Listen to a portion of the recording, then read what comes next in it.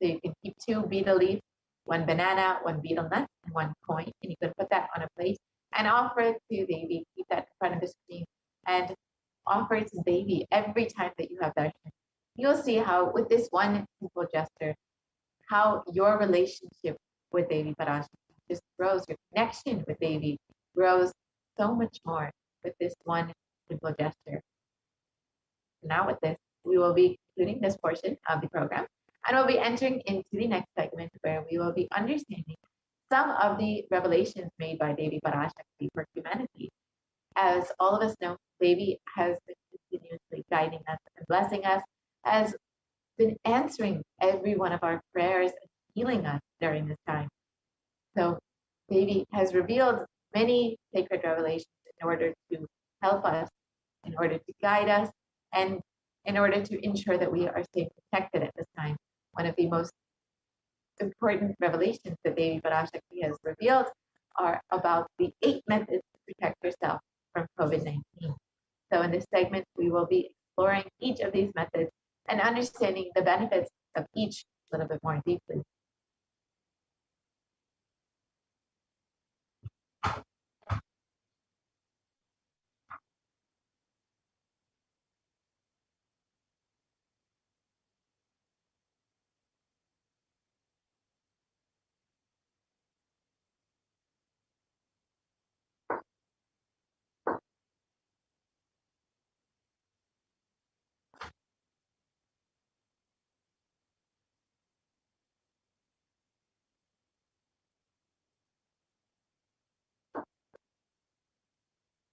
But first, let us understand the compassion of the other avatar in the Guru Padaka Stotram, composed by Adi Shankaracharya.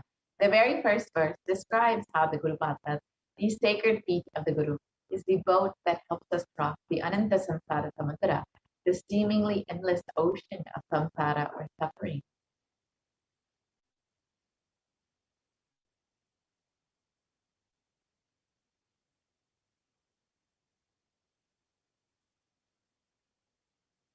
And in this verse, Adi Shankaracharya describes salutations to the sandals of my Guru, which is a boat which helps me cross the endless ocean of life, which endows me with the sense of devotion to my Guru, and by worship of which I attain the dominion of renunciation.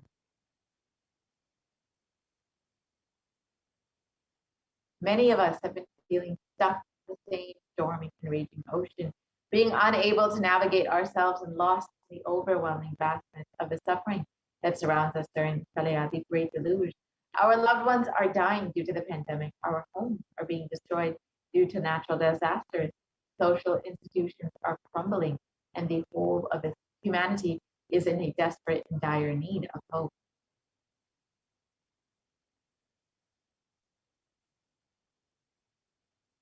And the Cosmic Mother has come down to alleviate the suffering of humanity.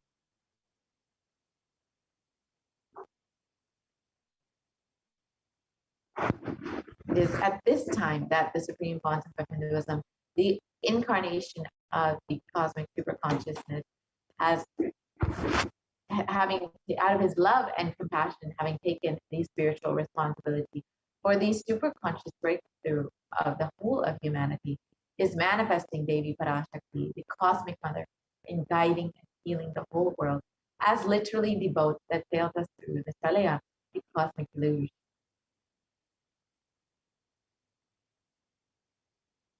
Devi Parashakti is herself manifesting through the Nijavatara and answering each of our prayers, granting boons, healing us, manifesting miracles, removing all of our. And Devi has not just attended to us individually, but also as a humanity at large.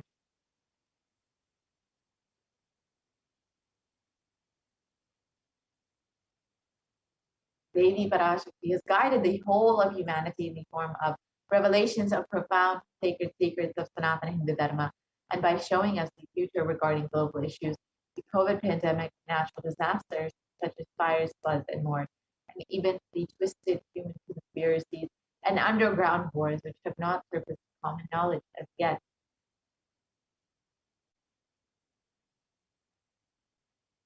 And in this segment, we will be elaborating on the statistical, scientific, and scriptural references of each sacred revelation, which is manifested precisely as the same guidance emerged from Devi Parashakti, for us to imbibe deeply and to start following as Devi Parashakti continues to protect us until this storm ends and we are safely harbored at the shores of our consciousness. Now, let us listen to Devi Parashakti's revelation on the 8 methods to protect yourself from COVID-19, as all of us have been affected in one way or another, directly or indirectly, by this ongoing pandemic. This is on the mind of every human being. So let us understand what Devi Parashakti has given as a way to protect yourself from COVID-19.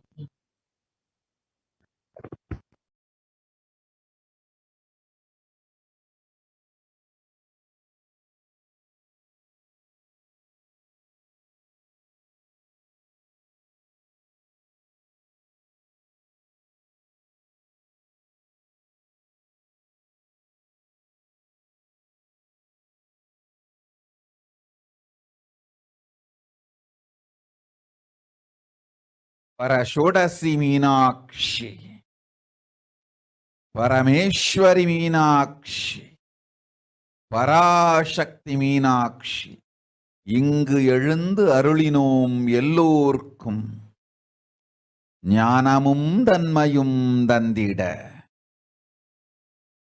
நன்மையெல்லாம் அளித்திட நாமே வந்தோம் இங்கு. கைலாசத்தின் சுவாமினியாய் பரமசிவன் கிரகத்திருந்து நம் அனுக்கிரகத்தினால் Nithyanandan விக்கிரகமாய் மலர்ந்தோம்.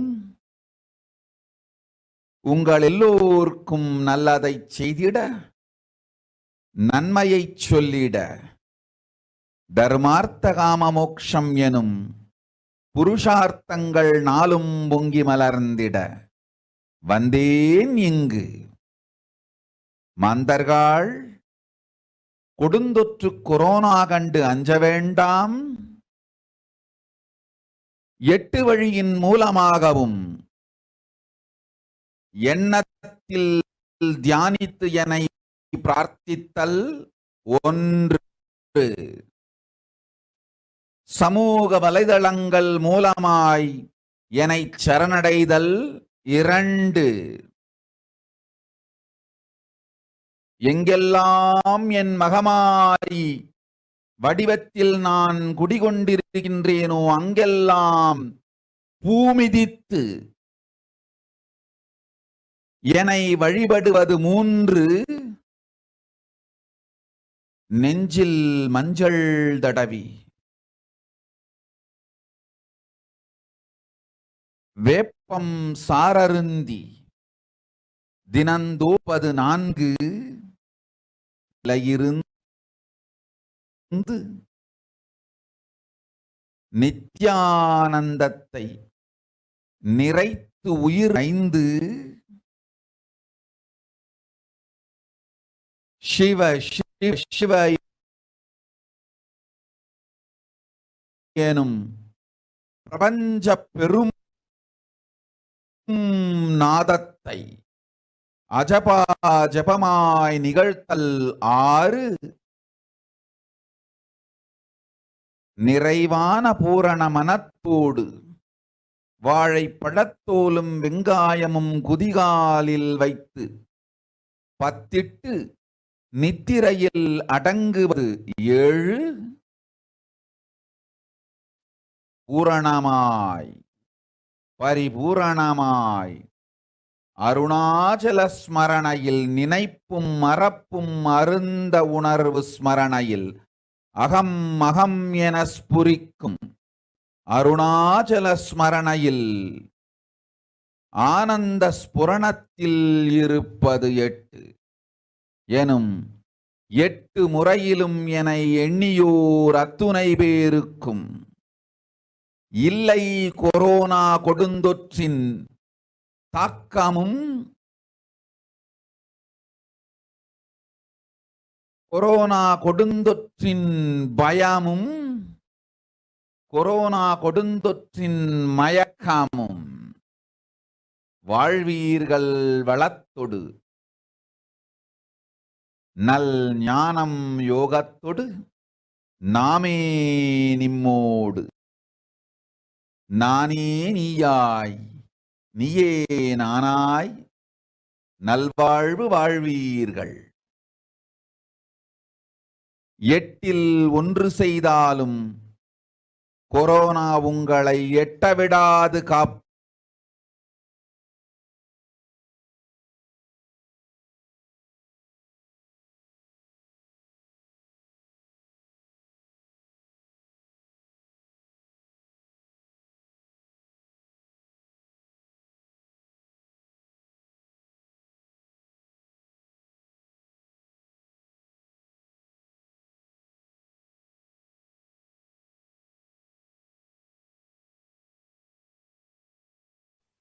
Yes, let us look at the revelations made by Devi Parashakti map. Oh, humans, don't be scared of the deadly infection corona through these 8 ways, praying and meditating on me, surrendering to me through social media, wherever I am residing, worshiping me by doing the fire walking, applying turmeric in the chest, drinking neem juice, and meditating on me every day, being in the unclutched state, filling with eternal bliss.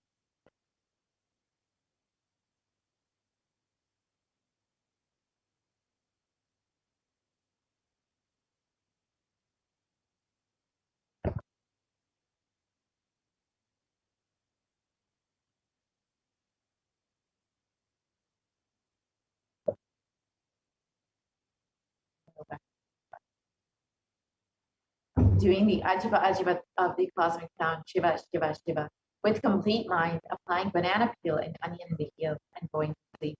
Being in the state beyond any remembrance or forgetting, in the Arunachala Spurana that blossoms as Aham, Aham, in the state of Ananda Spurana. Everyone who thinks on me through these 8 ways, they will not have effect of corona. They don't have fear and delusion of corona. You will live with prosperity, with wisdom and fortune. Me with you, you as me as you. You will live good life, even if you do one of these 8 ways. I will protect you. Corona will not reach you. Don't have fear, O people. Be blissful.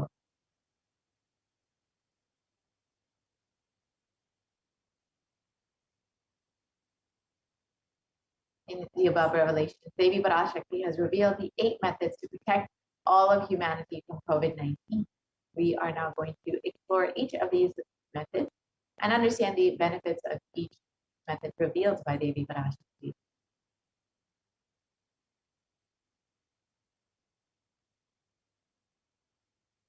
The first method revealed by Devi is praying and meditating on Devi Parashakti.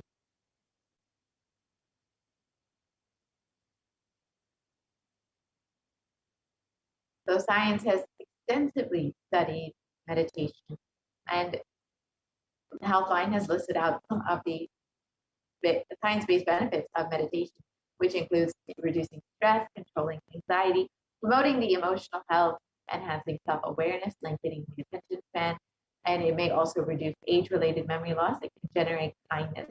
It may help fight addictions. It improves sleep. It helps control pain. It can decrease the blood pressure, and it is easily accessible anywhere.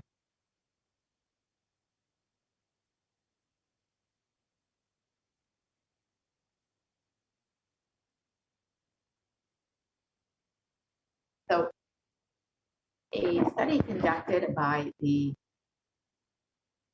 Cambridge University Press reiterates the necessity of meditation during times of crisis such as COVID-19.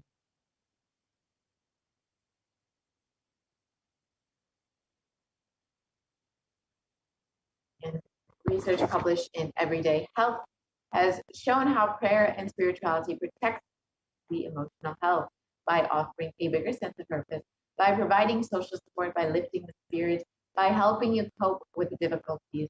And a September 2015 report published in Health Psychology found that when researchers followed 191 people with congestive heart failure for 5 years, they found that those who reported feeling spiritual peace and who also made some healthy lifestyle changes were significantly more likely to live longer than their peers. And people with major depressive disorder or chronic medical illnesses who report high levels of religiosity, which includes daily religious experiences, generally become more optimistic than their peers. This was found in a study published in July 2015, Depression and Anxiety. So now, let us look at what the avatar has revealed as the benefits of meditation on our brain, the impact of meditation on our brain, directly demonstrated by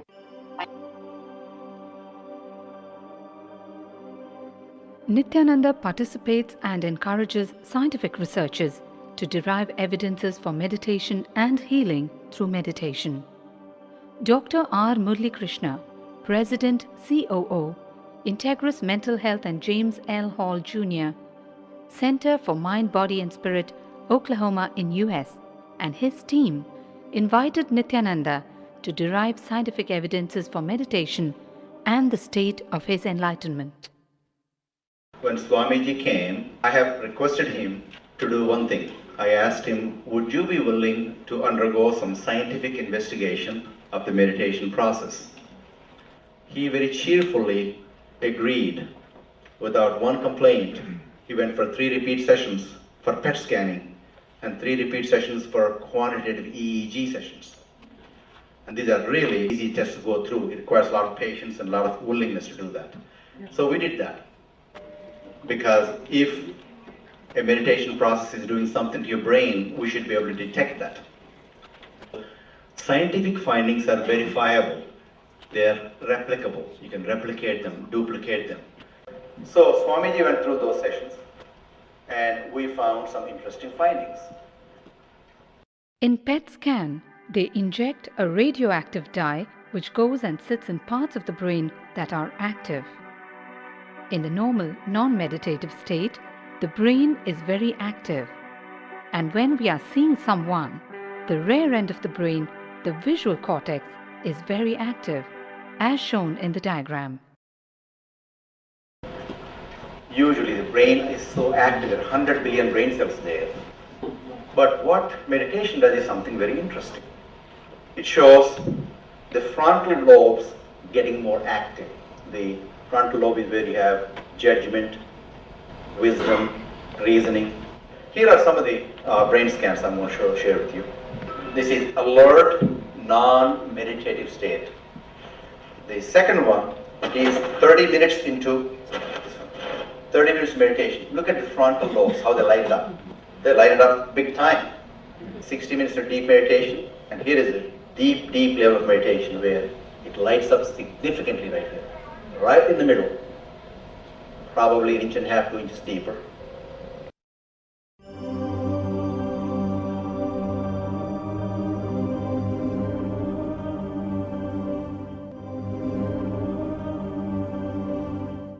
What's interesting was, Swami was inside, and that's the last part of that one. See that light right here? So what's interesting was, I've never seen that before in my life, so the other parts I've seen may not be to the extent that Swamiji showed, but this is something interesting. There is something called dopamine, which is a chemical our brain is involved in. Dopamine is produced mostly in this area, and when you have any pleasurable feeling in your body, it is mediated through dopamine. It's a neuroreceptor. It's a chemical that transmits messages of pleasure. It basically evokes pleasure chemical. You eat the same thing is with visual pleasures you have. Beautiful people, beautiful sceneries, nature, whatever gives you pleasure. It's everything that human being experiences involved in dopamine. But what's interesting is that you and I have the potential to create our own dopamine in a big way. So I named it, for lack of a word in the past, the D spot, which is the dopamine spot. If you can discover your D spot, you got it made in life. The D really stands for a divine spot. The D also stands for delight, and the dopamine spot. What's also interesting is that he could at will in and out of those states. Those are some of the findings I want to share with you. There's so much more in the body. It's a fascinating field that this is something that all human beings can relate to, can apply in our own lives. not only a sophisticated knowledge, but these things have application in daily life for all of us. Nithyananda's system of free healing, known as Nithya Spiritual Healing, has been baffling the medical world, curing diseases from migraine to cancer. Qualified people are also initiated to become healers. The complete report of the research conducted on Nithyananda's neurological system can be found in the book Mystic Phenomena, Scientific Data.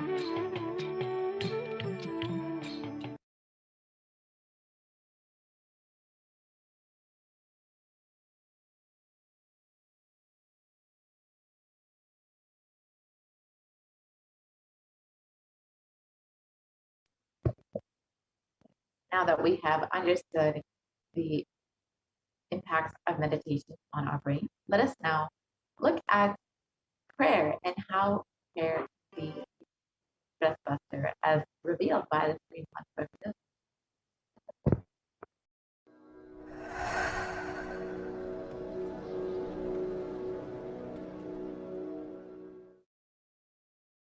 If you are not allowed to do yoga, made to believe early morning sleep is the best thing in your life, you are tortured, you are abused, your divine rights are violated.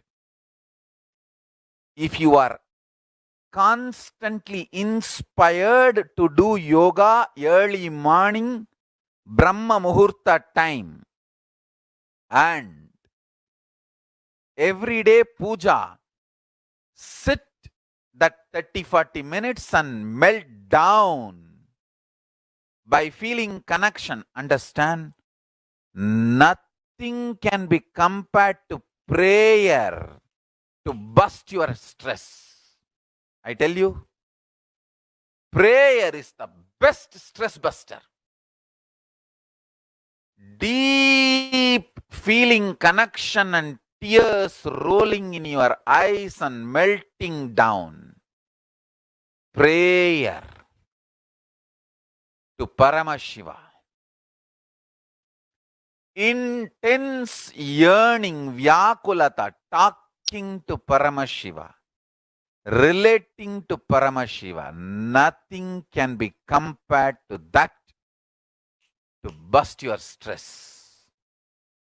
I tell you, every day puja is an ultimate recharging experience. If you do everyday puja,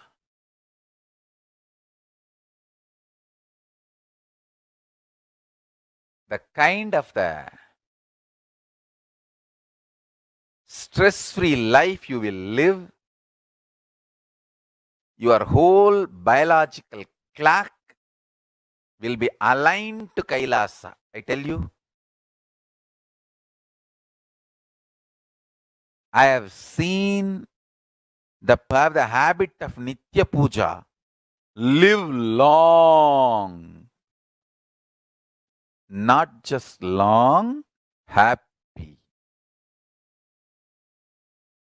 In my whole life, it is Nitya Puja, puja, that gave me all the best things of life. Everyday puja, relating with the deities is the best stress buster. Touch the deities, do decoration, dress up. Even now, my best time of the day is when I sit with my deities.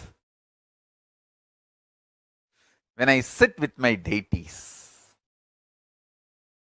dress up the deities, jewel them, spend time with them, talk to them, intensely pray, deeply connect and pray. Understand?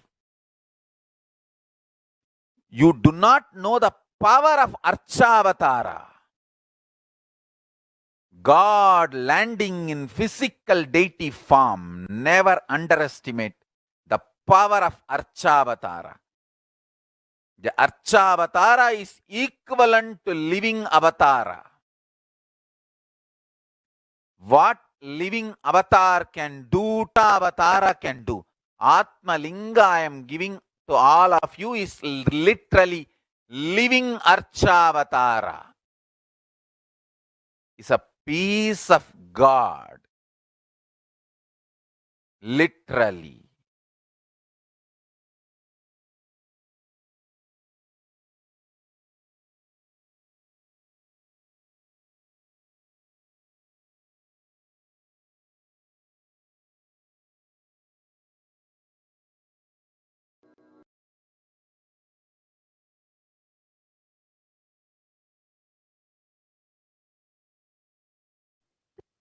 Yes, let us look at the next method revealed by Devi Parashakti. Surrendering to me through social media.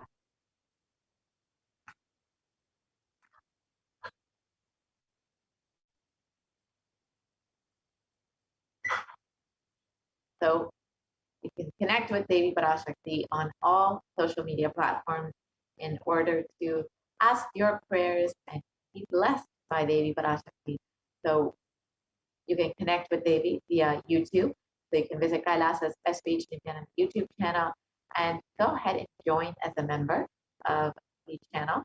And once you've done that, you can ask your questions in the live comment section during the live Parashakti Akashic reading.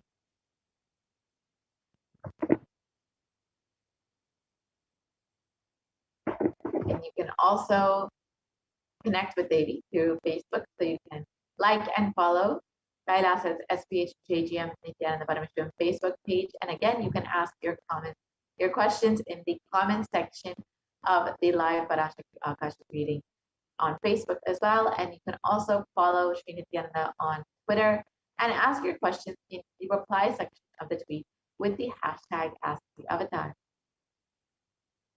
You can also follow Sri Nithyananda on Instagram and ask your questions via Instagram and the comment section of the photo. And lastly, you can ask your questions via WhatsApp. So you can go to kailasa.org and you will see the WhatsApp chat box that pops up on the side, as you can see here, and you can ask your questions there to Devi Parashakti. And through each of these ways, you can receive the blessings of Devi Parashakti and be protected from COVID-19. So now let us watch a short clip of Devi Parashakti blessing people. காளியின் ஆட்டத்தை ஆனந்தத்தை ஆனந்தத்தொடு ஆடிய ஆட்டத்தை கண்டோர் உயிருக்குளெல்லாம் இறங்கி குண்டலினி உயிர்ப்பிக்கச் செய்து மாய மனத்தின் இருளை அகற்றி மாயம் அழித்து மங்களம் தந்து குரு பக்தியும் சிவ பக்தியும் பரமசிவ பக்தியும் பரமசிவ சக்தியும் அளிக்கின்றேன். மனமாயை விடுத்து குரு பதத்தை பற்றுங்கள். நித்யானந்தமாய் நிஜாவதாரமாய் வந்துதித்த என்னை பற்றி வாழ்வில் எல்லா நலமும் பெற்றிடுங்கள். ஓம் ஓம் ஓம். யாதுமாகி நின்றாய் காளி, ஓம் காளி ஓம் சக்தி, ஓம் காளி ஓம் சக்தி, ஓம் சக்தி ஓம் சக்தி ஓம் சக்தி. ஓம் ஓம் ஓம் ஓம்.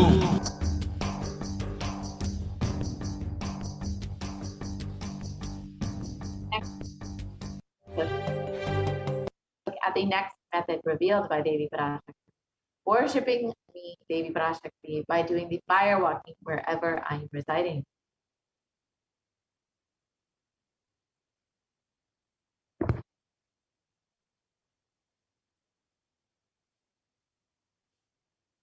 And the Supreme quantum feminism has revealed that fire walking is an alchemy process. In the words of the Supreme Quantum Feminism himself, our rishis and munis have been adepts and masters in every field, whether health or keeping the society safe. In every field, all the vratams, the pujas, the spiritual techniques, the religious rituals, anything they design is highly scientific and directly useful for the life. Coronavirus will not affect you at all because that fire walking time, the small blisters you get, just shoots up your whole immunity. That power, the power to protect yourself from any virus or any problem. It's actually a powerful technique. It's a very powerful technique followed in those days, especially during this season. Especially that is done very traditionally, systematically. If you had even small blisters, and even if you did not have any blisters, you are protected already from corona problem. You will not be affected at all. Corona will not work on you. It will not affect you, and you don't have to worry. It is a traditional way of making you immune. Actually, it's a traditional vaccination process. It's 11 feet length, the burning live charcoal on which you are supposed to walk with the traditional powerful music, which activates your lymph system, we call it in the back, will feel like it is hitting the back of your neck, and your whole detox system will be awakened. In that peak altered state of consciousness, you should walk on fire, not just like that, you will walk on fire. You will first awaken, trigger the detox system, and then walk on fire, the 11 feet fire pit.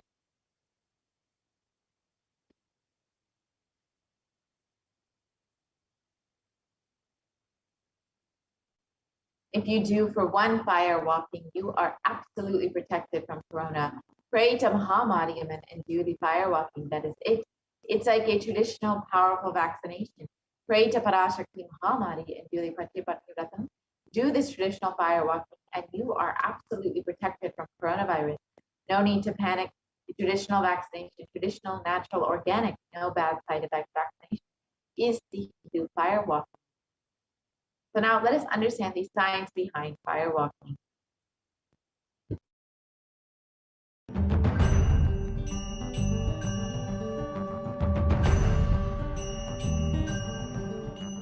All these transmutation processes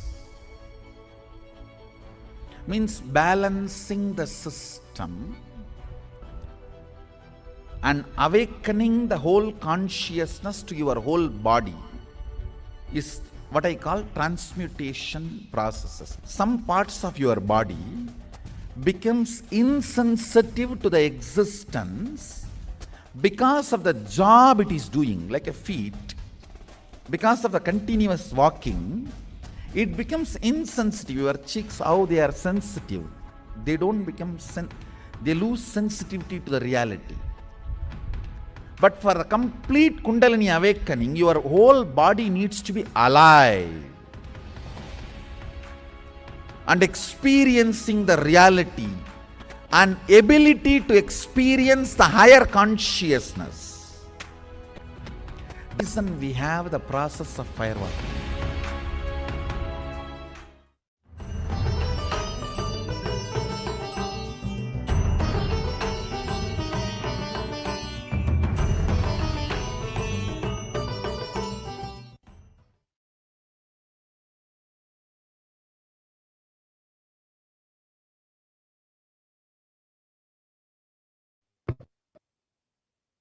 Now that we have understood the science behind fire walking, let us look at what modern science has also understood about fire walking.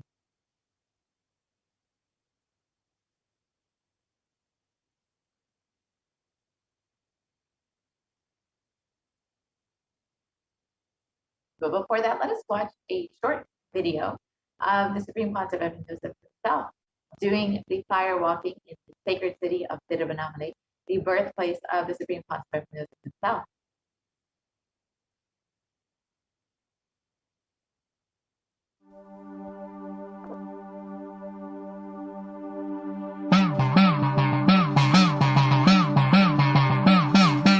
சத்தியம் காத்திடும் உத்தமத்தியே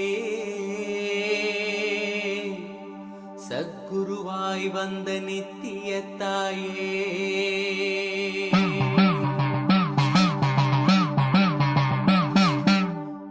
வேதங்கள் வணங்கிடும் ஆதியும் நீயே, ஜோதிமலையிலே அவதரித்தாயே.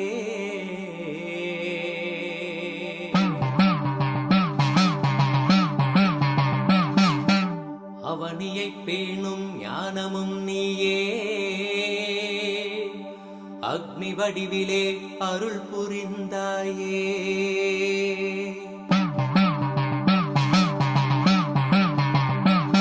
தீனிலே பிறந்தவளே நித்ய ஆனந்தத்தியே நித்யானந்தேஸ்வரி.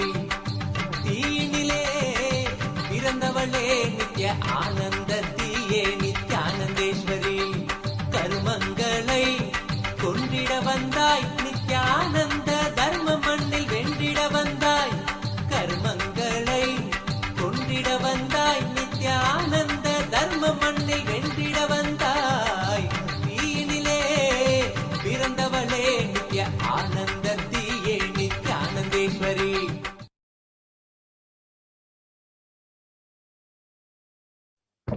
Yes.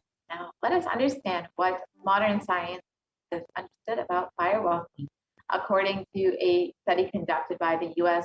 Study of Medicine, the National Institute of Health, regarding the various effects of and benefits of firewalking, it was found that firewalking actually increases the levels of happiness and lowers fatigue levels in people who participated in firewalking compared to those who did not.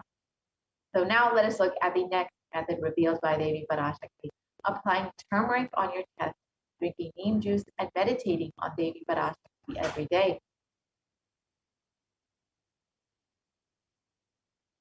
So let us understand the benefits of neem juice as revealed by the Supreme Consciousness.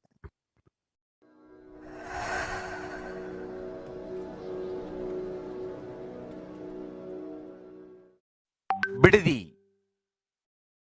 It is not, I'm not talking from air, I'm talking from ground. In Bididi, before we came to that land, 30 borewells were dug, no water. Now, from the day we came till now, we have water for 10,000 people to live comfortably in that very land. It's only pouring, pouring Karumari's grace wherever we started ashram. Nature completely cooperates because we know biology, whole biology thinks.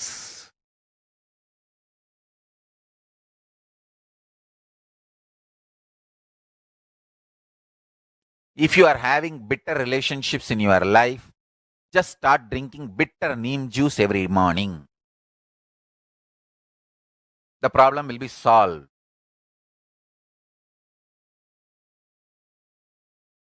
Understand, if you are irritated, even if you don't react, even if you don't talk to people, you release that kind of vibes. Take Haritaki. You will see you release sweet kind of vibes. Take neem juice. You release healing, compassionate vibes. A woman who applies neem powder and takes bath, who applies turmeric powder and takes bath, is equivalent to Karumari Mahamayi.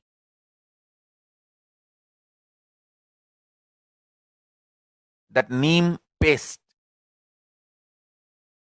and turmeric powder, if a woman takes bath with that, she is equivalent to Mahamayi. She is embodiment of Karumari because she will be manifesting that same vibes of Karumari.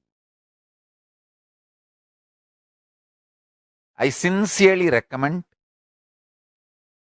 people start doing all these activities like applying neem paste and taking bath, applying haritaki powder and taking bath, applying turmeric powder and taking bath, applying basma and taking bath, especially for men, basma, for women, neem paste and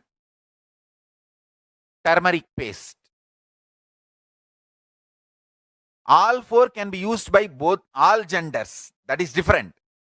If you want specific, I'll recommend the neem and turmeric for female body, haritaki and basma for male body. Understand your whole biology things.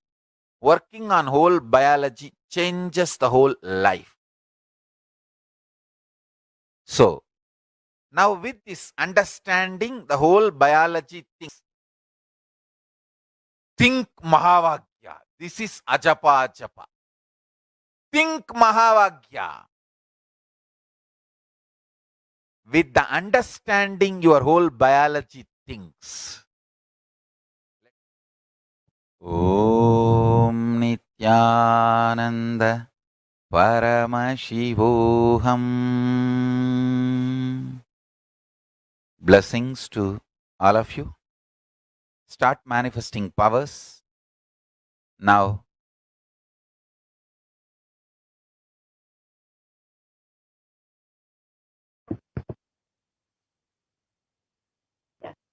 Now that we've understood the benefits of neem juice, let us look at the benefits of turmeric.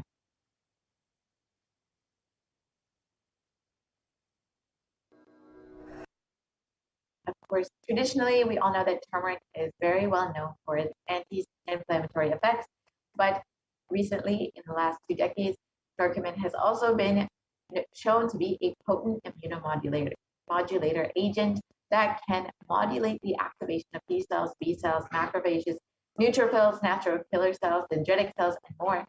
And these are all immune cells, and curcumin can also downregulate the expression of various pro-inflammatory cytokines and chemokines. So this research conducted by the U.S. National Center for Biotechnology Information shows that turmeric can modulate the activation of various immune cells, as well as enhance the body's antibody response. And this strengthens your overall immune system. And with a strengthened immunity, you will be able to stay healthy much longer and be protected from COVID-19. And in India.com, it was reported that neem can also help you in fighting against coronavirus.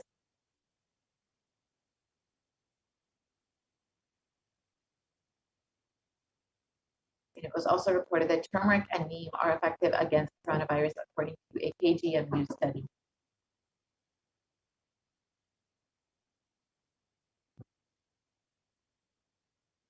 The next method revealed by Devi Parashakti is with complete mind, applying banana peel and onion in the heels and going to sleep.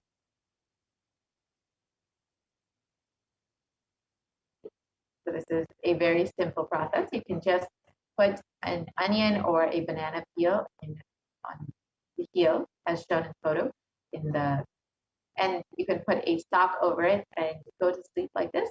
And when you wake up in the morning, your whole body will be completely detoxified and you will be protected from coronavirus, as revealed by Devi Parashakti. And Medical Daily has also reported on the detoxifying effects of onion, and it states that onion contains a high amount of sulfur compounds, which not only give onion their recognizable smell, but are also powerful detoxifying agents with more than 100 sulfur-containing compounds, which are what cause the eyes to tear. Onion can help prevent and treat ailments from diabetes to heart disease. And this is why it's very well known in Ayurveda and traditional Hindu medicine for its medicinal purposes for the treatment of various diseases.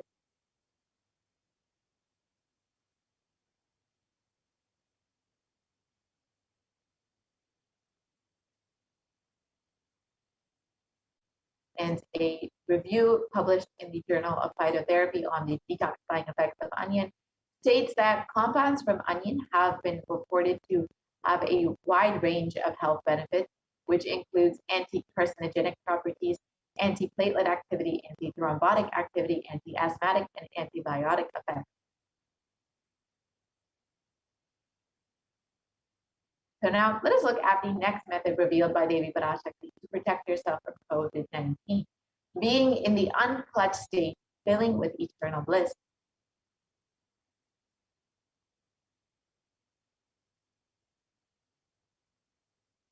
So let us understand the science of unclutching as revealed by the Supreme Concept of Buddhism.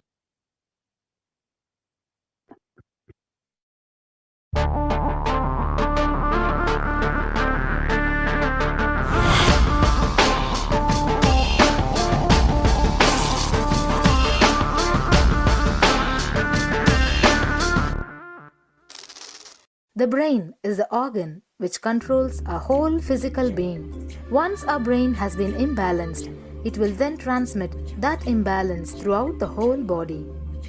Thought forms are pure energy that have the ability to influence people and everyday events in life.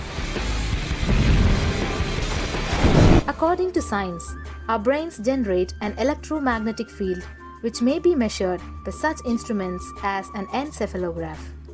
This electromagnetic field is generated by the brain every time we think, and as our mind is never still, we may be compared to perpetual power generators. Fear produces nervous disorders. Anger produces headaches, and confused thoughts produce congestion and ill health. Depression causes cancer, tumors, mental diseases, and lowering of the immune system, causing death through own willpower. Our thoughts generate intricate energy patterns which can be detected by sensitive equipment and seen by clairvoyant individuals. These energy patterns are known as thought forms. Surprisingly, thought forms are shaped by the thoughts themselves. Each of us creates hundreds of thought forms every hour and release them into the environment. Although we cannot see them, the thought forms have as real an existence as any other form of energy. Most people can sense others' thought forms, and a continuous energetic exchange happens between people, about which we are usually unaware. This also explains why we sometimes take a sudden liking or dislike to a certain person directly on meeting them.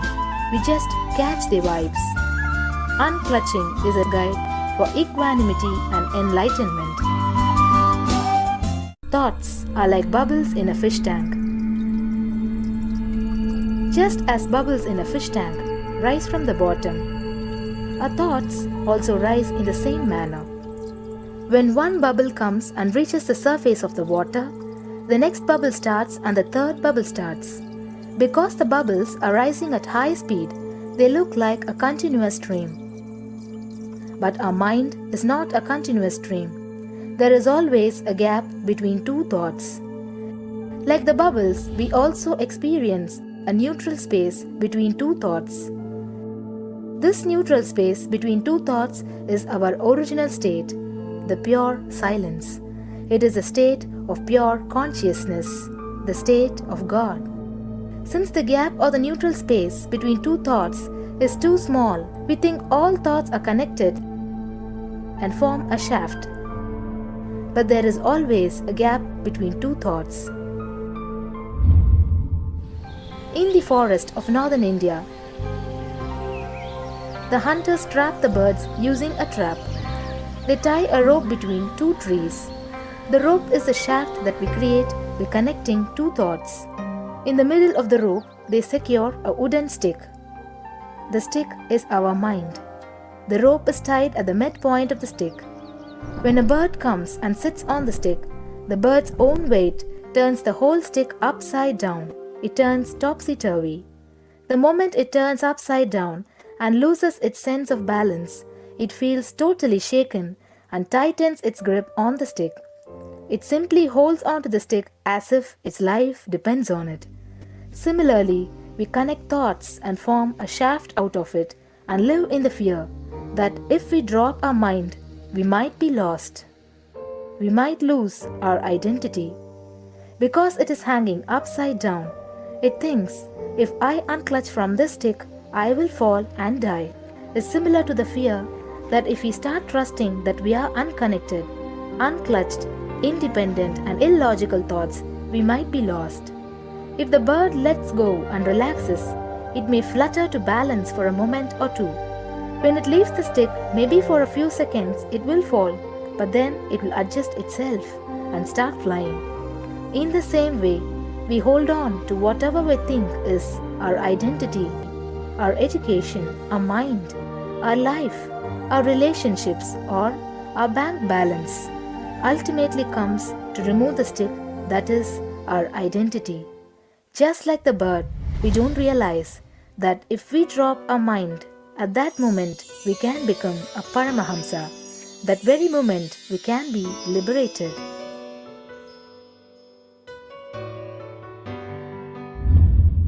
In Mundaka Upanishad, there is a story which explains, there is a huge tall tree, and in the tallest branch of the tree, there is a golden bird sitting unclutched from everything in bliss, like Dakshinamurti.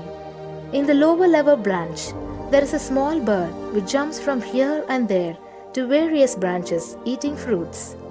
When it eats a bitter fruit, it feels bad. Whenever she eats the bitter fruit, she sees the bird which is looking above silently like Dakshinamurti and feels why I should not be like that bird. But unfortunately, when the same bird, when it eats tasty fruit, it forgets the bird sitting above it. In the same way, she keeps battling between branches, eating bitter and tasty fruits again and again.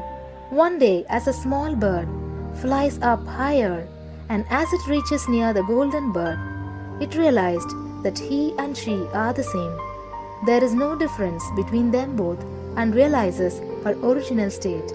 The small bird realizes that she also can be in the same state of the golden bird and become a Paramahamsa. This moment, trust yourself. Don't bother about losing your identity. Just trust yourself and let go of your identity. You will immediately become a Paramahamsa and be liberated. All you need to do is to trust that you're unclutched. Dropping the conclusions you can't be transformed is unclutching.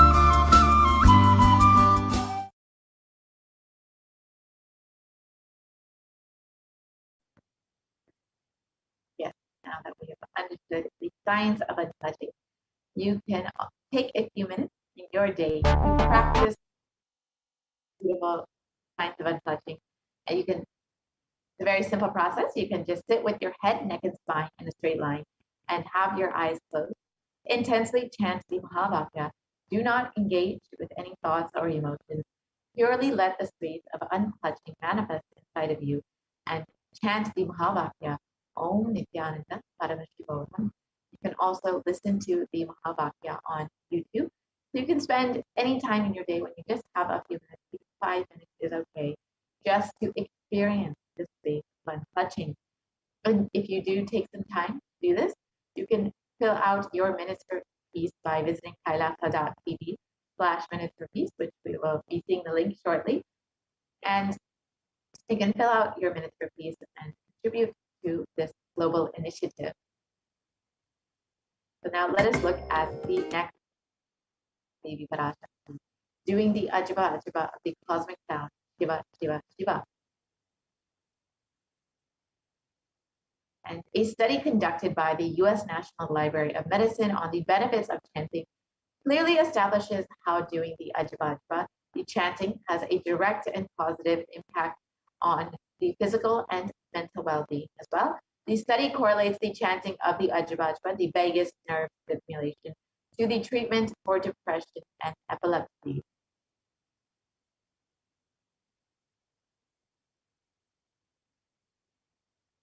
So here you can see the rest of that study.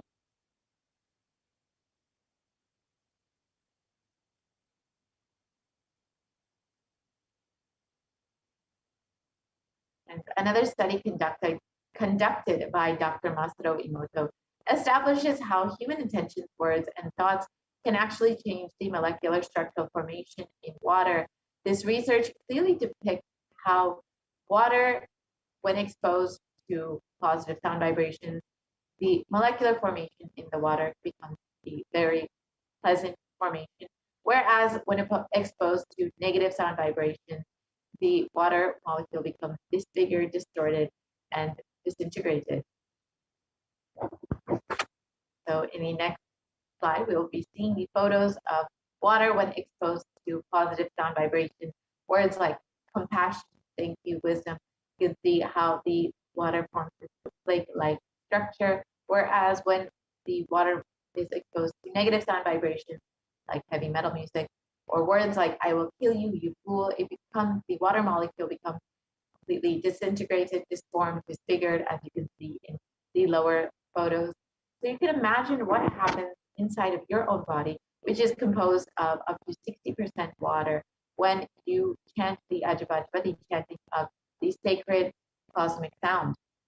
So if you do practice unclutching or the Ajabajba, you can sign up your minutes for peace at kailasa.tv/minutes for peace. The link is projected here. And the Supreme Council of Hinduism has explained that if 10,000 people can do this just for 3 months, we can give such a powerful, super conscious breakthrough to the whole of humanity, because all of us are interconnected. We are not all islands. These are all fundamental truths. When you start unclutching, Kailasa starts experiencing the joy, the bliss of you unclutching. Nothing goes to waste in this cosmos. So you can go ahead and visit kailasa.tv and sign up your minutes for peace.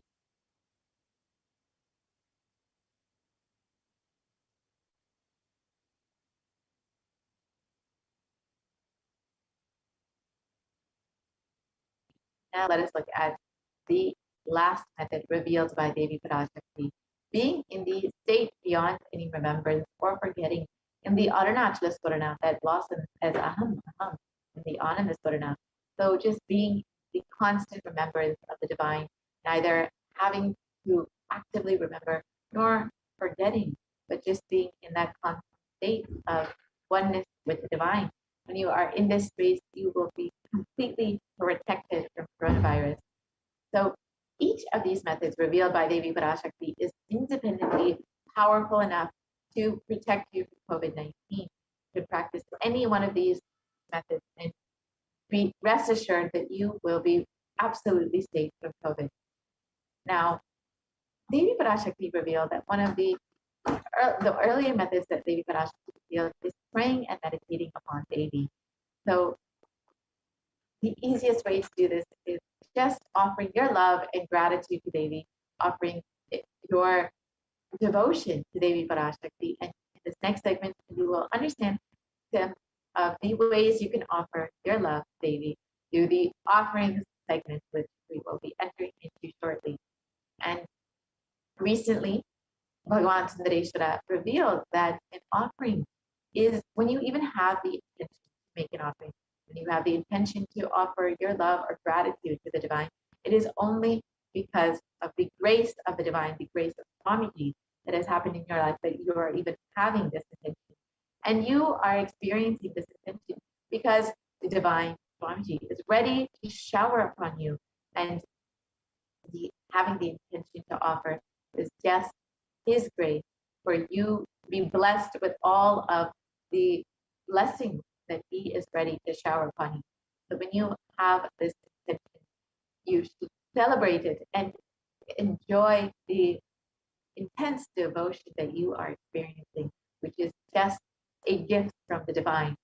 So now let us enter into this offering segment. And as you are preparing for this offering segment, you can take a few minutes now to go ahead and join as a member of Kailasa's SBH YouTube channel, SBH Nithyananda YouTube channel.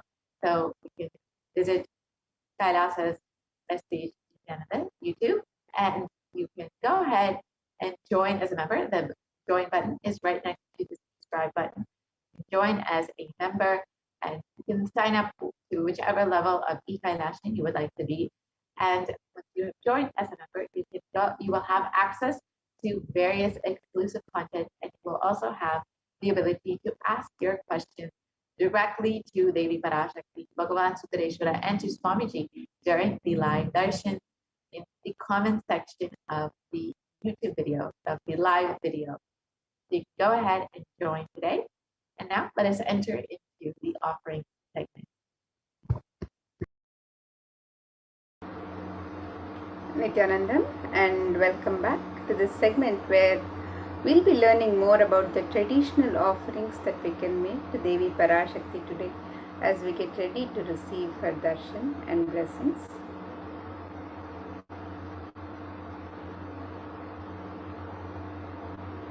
And in the Hindu tradition, the custom of offering our gratitude, an expression of our gratitude and devotion, the token of gratitude and devotion to the divine, is a pure gift of love, devotion, and oneness. The sacred sentiments of the devotee for the divine, and when the divine accepts what one offers, the offering becomes complete. The offerings are not made out of fear or greed, but as a pure expression of the sacred sentiments of the devotee. And when an avatar lands, the offerings are purely a part of the grand Leela played out for enlightenment.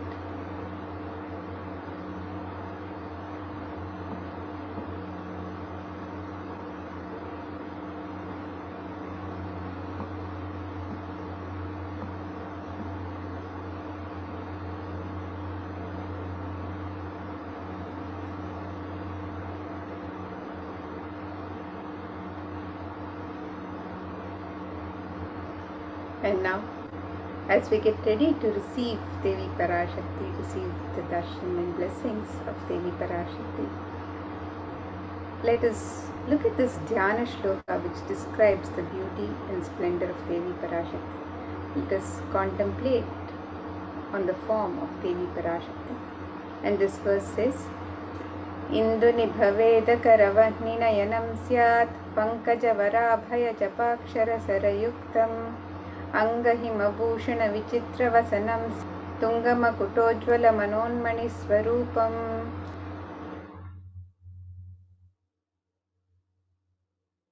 And the translation of this verse, it says, moon-like face holding the Veda books on hand, fire in eyes with lotus flower facing in blessing hands, and one hand with japamala, beautifully decorated with jeweled ornaments in wonderful clothes and shining crown.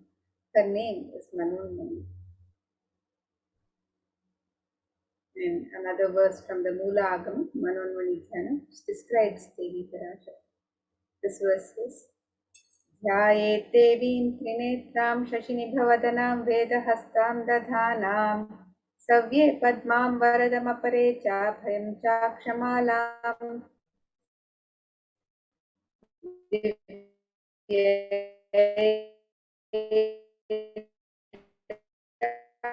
Bharanairbhibhushitatam Brahmadhivipujita Devimeva Manonmanim Pratidhi. The translation is like moon and holding the Veda, lotus, and gracing with blessing and gracing hands. She is wearing beautiful ornaments. She is worshipped by Brahma and other many gods and showers auspicious boons for all actions every day.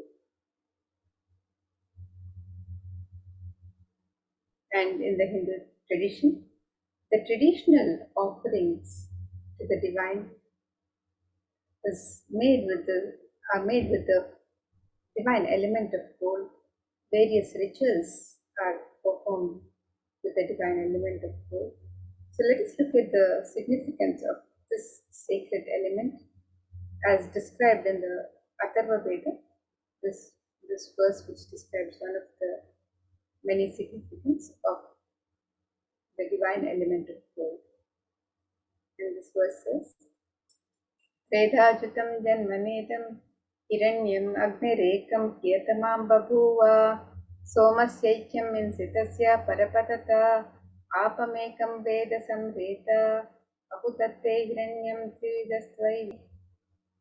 The translation of this verse, it says, strictly born by birth is this gold. From the atoms of Agni is one. It becomes dearest to Agni. One fell away from the Soma when it was hurt. One they call the seed of virtuous and powerful Apa, the watery molecules. Let that triple gold be for your long life. Gold is a divine element in the Hindu tradition. It purifies anything that it touches. It is an element of great spiritual significance and spiritual power of healing and enlightenment. The vibration of gold has the power to infuse sattva energy and positive thought currents in anyone who wears and in anyone who sees or operates in its vicinity. Gold is present in all the scriptures, the Agamas, Vedas, Shrutis, Smritis, Itihasas, Puranas, and all the Hindu scriptures. It is abundantly displayed that gold is the most auspicious and purest metal which purifies our being. In the Hindu civilization, everything was built in gold, exchanged in gold. Ritual feasts were offered in gold bricks. When one was to be saved from life-threatening illnesses, gold was offered as a ritual fee. Gold was in abundance and used for weighing equivalent amounts of commodities, including cows. Kingdoms were built with huge doors of gold. The streets would have huge columns and huge archways made of gold. Horses and cows were dressed in gold.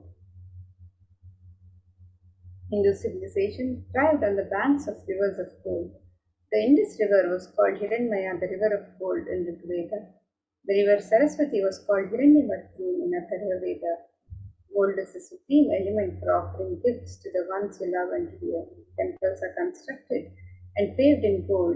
Deities are made in gold and decked and adorned in gold because it preserves the enlightenment energy for thousands of years and it lasts forever.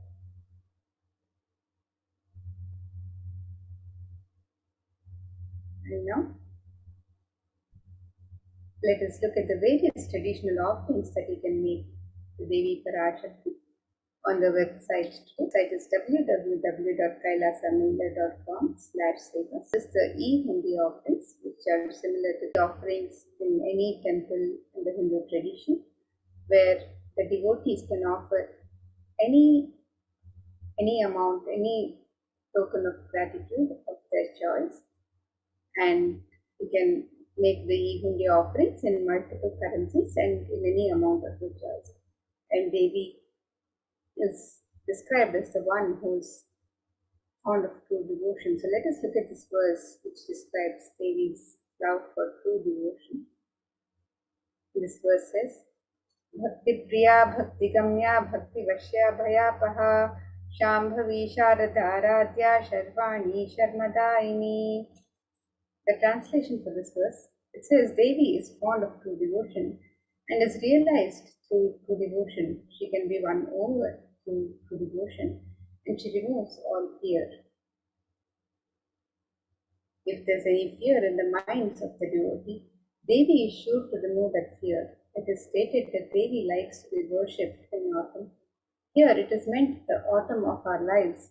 When our thoughts turn more and more inwards, the role of the divine is known and understood clearly.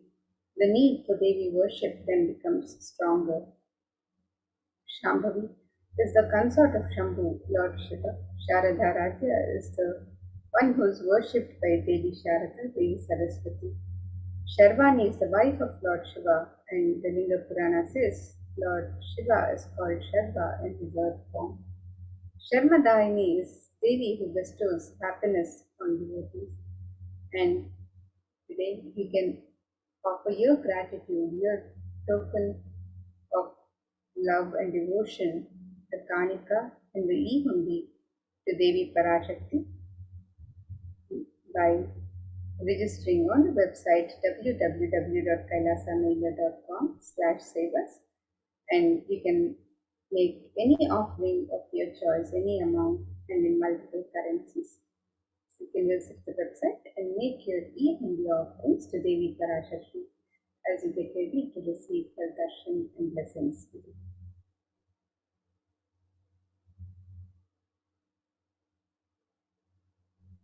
And the next offering to Devi Parashakti is the offering of the Sankalpa chanting, which is the offering of the conscious resolution.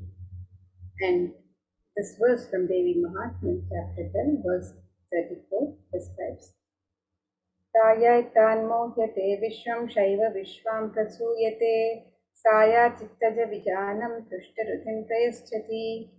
The translation of this verse, it says, the goddess enchants this universe and she herself gives birth to this universe.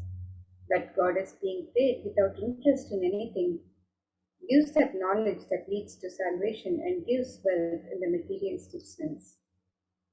We make the offering of the Sankalpa, the conscious resolution, and be blessed with the fruition of all the desires and wishes that we were for. We make the offering of the conscious resolution, the Sankalpa chant, on the website www.kailasamailer.com/sevas.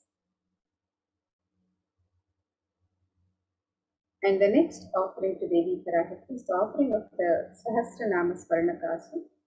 This is the offering of the pure gold coin inscribed with one of the 1008 sacred names of Devi Parashakti. Devi is described as Nama Parayana Prita in the Lalita Sahasranama. It means she who likes the repetition of her various names. In this offering of the Sahasranama Swarnakasu, the pure gold coin, each coin inscribed with one of the 1008 sacred names of Devi Parashakti, is a very special and unique archana offered to the Mahameru of Devi Parashakti. So you can make this offering on the website www.kailasamailer.com/sevas, and you can make this offering in free and any number of coins as you wish to. And when you make these offerings of the sacred names inscribed on the gold coins, each sacred name describing the Ananta Kalyana Gunas, the divine qualities of Devi Parashakti herself, you are also blessed to imbibe these very same divine qualities of Devi Parashakti. So you can make this offering on the website www.kailasamailer.com/sevas. And the next offering to Devi Parashakti is the offering of the Mukta Anguti, the gold finger ring embedded with pearl. And Devi is described as the one who is adorned with garlands of pearls and gems. So let us look at this verse that describes the beauty of Devi Parashakti, decked in pearls and gems. This verse says, Muktahara lasat kirita ruchiram punendu vakra prabham shinjanno purakinkini manidharam padma prabhabhasuram sarvabhita palapradham girisutam vani rama sevitam meenakshim pranatosmi santatamaham karunyavaram nidhim. The translation of this verse, it says, I bow to the goddess Meenakshi, whose crown has garlands of pearls and a face shining like a full moon, who wears anklets that are studded with gemstones and has small bells, who is shining like the splendor of the lotus, who grants all the wishes, the daughter of the mountain, who is worshipped by goddesses Vani and Rama. I remain ever bowing to the goddess Meenakshi, the ocean of compassion.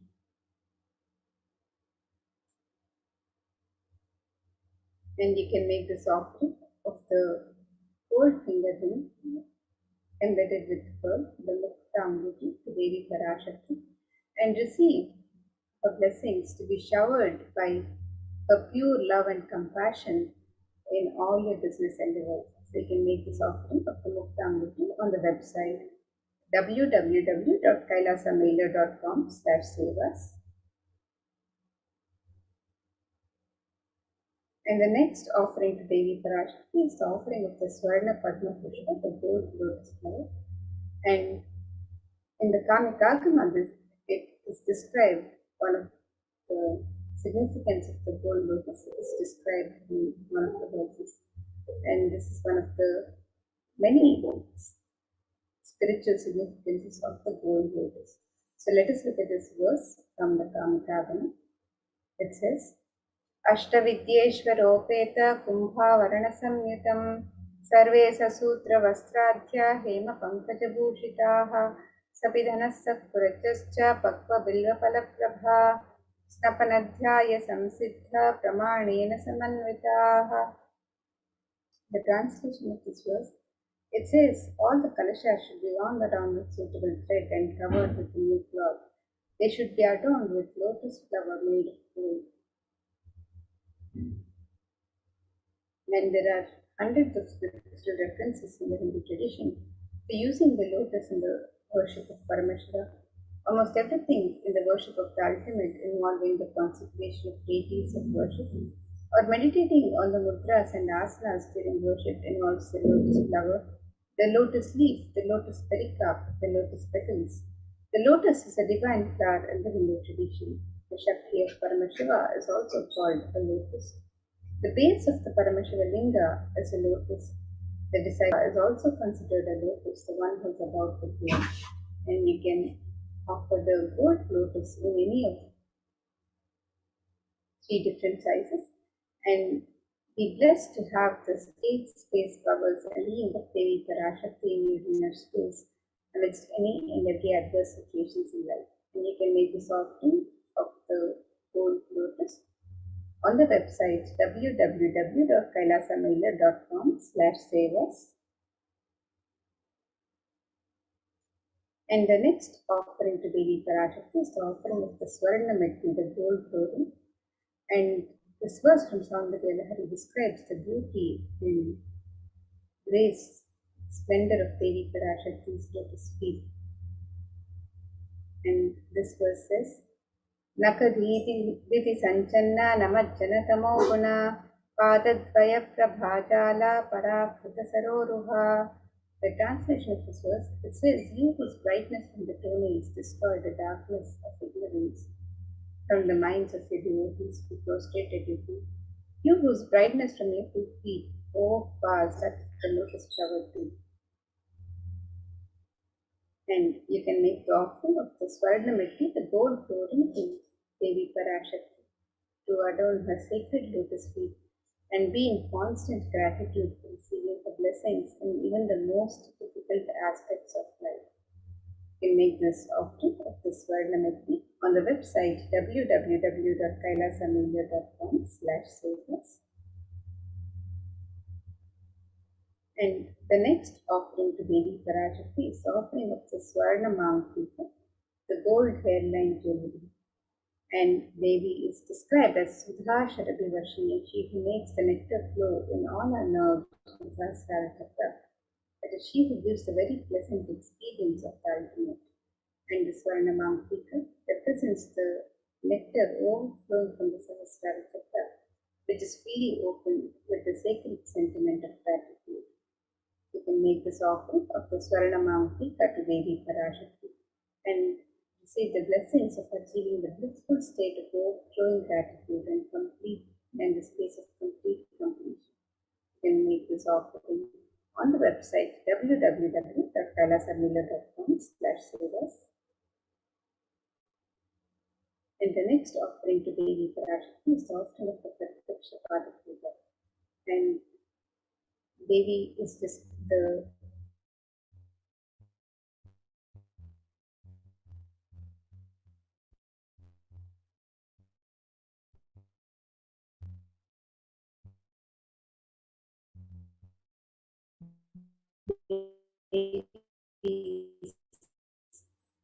grace of Devi and the illuminous splendor of Devi's story, the devotees prostrating at her feet. Her feet depict the lotus in beauty.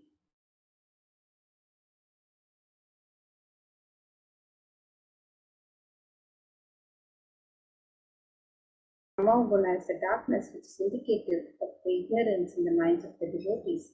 And by constantly prostrating before Devi, their ignorance is removed and they attain the ultimate knowledge. So you can make the offering of the Pratiksha Pada Puja, which is the traditional offering of the gratitude, the ritualistic offering of gratitude, one of the most sacred offerings of gratitude from disciple to guru. And you can make this offering on the website www.kailasamailer.com/save-us. And you're blessed with all the auspiciousness and blessings of Devi Parashakti and the Supreme Pontiff of Hinduism himself, Jagadguru Mahasamidhanam, His Divine Highness Bhagwan Sri Nithyananda Paramashivam, the Nijavatara of Devi Parashakti herself. You can make this offering of the Pratiksha Pada Puja on the website www.kailasamailer.com/sevas. In the next offering to Devi Parashakti is the offering of the Vastra Seva, the sacred cloth, which is the offering of gratitude for the continued presence, the continued protection and blessings of the divine in our lives. And you can make the offering of the Vastra Seva, the sacred cloth, on the website www.kailasamailer.com/sevas and be blessed with all the auspiciousness and blessings of Devi Parashakti and the Supreme Pontiff of Hindus and Jagatguru Mahasamidhanam, His Divine Holiness, Bhagavan Sri Nithyananda Paramashivam.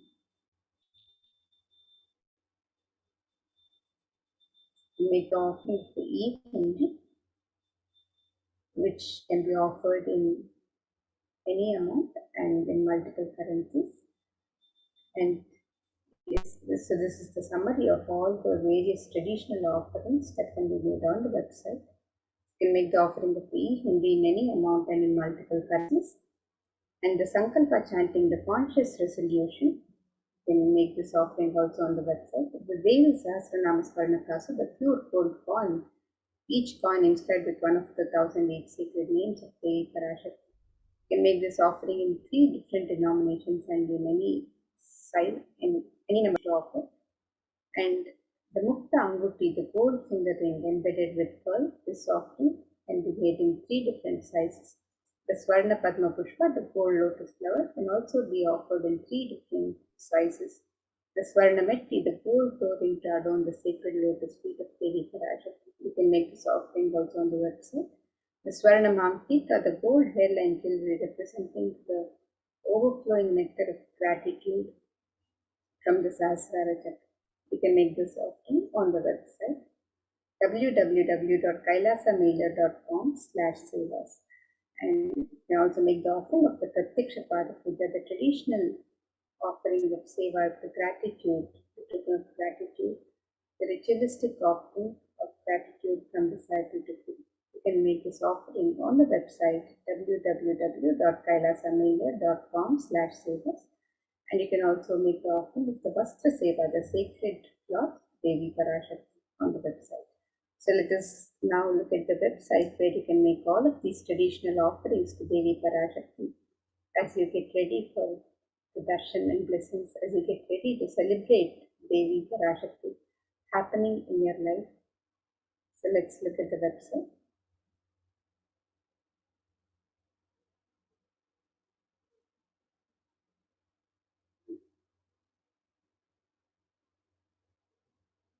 So here is the website www.kailasamailer.com/sevas, where you can make all of your traditional offerings to Devi Parashakti by clicking on the links on step 2. So you can make the offering of the traditional ornaments and sevas and also the offerings of the e-Hindi by clicking on these links on step 2. And if you would like to make an intention to make an offering today, and if you would like to manifest, if you would like to receive the blessings of Devi Parashakti, to manifest your intention into reality, you can fill out the form on the link on step 1. And if you'd like to fill out the details, the Sankalpa details for yourself and your family members after making your traditional offerings of ornaments or sevas, you can fill out the form on step 3. So let us look at the link where you can make the offering of the e-Hindi in multiple currencies. The offerings can be made in US dollars, Australian dollars, New Zealand dollars, Canadian dollars, euros, Indian rupees, Singaporean dollars, Malaysian ringgits, Great Britain pound, and the Chinese yen. And you can make this offering in any amount of your choice. And if you'd like to offer traditional ornaments and sevas to Devi Parashakti, you can make the offerings on this link where you can make the offering of the Sankalpa chanting, the conscious resolution, the Sahasranama Swarnakasu, which is the pure gold coin inscribed with one of the 1008 sacred names of Devi Parashakti. The Mukta Anguti, the gold fingering embedded with pearl, which you can offer in 3 different sizes, the Swarna Padma Pushpa. The gold lotus flower can also be offered in 3 different sizes, the Swarna Meti, which is the gold totem drawn on the sacred lotus feet of Devi Parashakti. The Swarna Mankrika, the gold hairline jewelry representing the overflowing nectar of gratitude from the Sahasrara Chakra.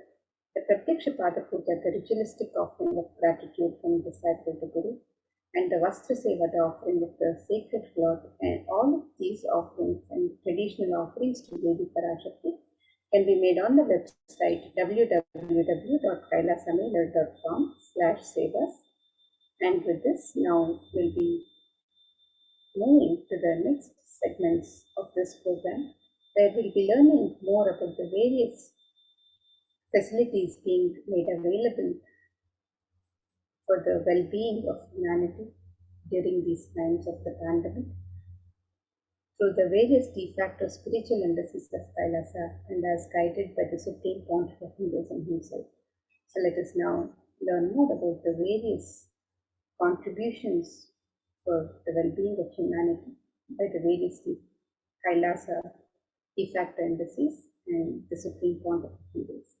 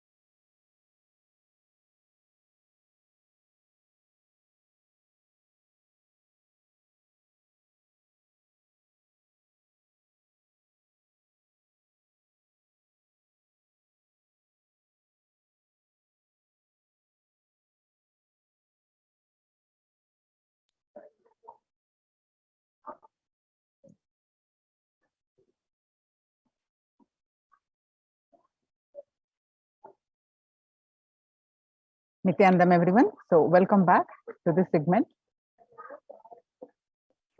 With the blessings of Supreme Pontiff of Hinduism, Jagat Guru Mahasannidhanam, His Divine Holiness Bhagwan Nithyananda Paramashivam blessings. Let's start with the Sadguru Vandanam. Nithyanandam Paramasugadam Kevalam Jnanamurtim Dvandvatitam Gagana Chadusham Tattvamasya Ekam Nityam Vimalamachalam Sarvadi Sakshi Bhutam Bhavatitam Triguna Rahitam Sadgurum Tam Namami.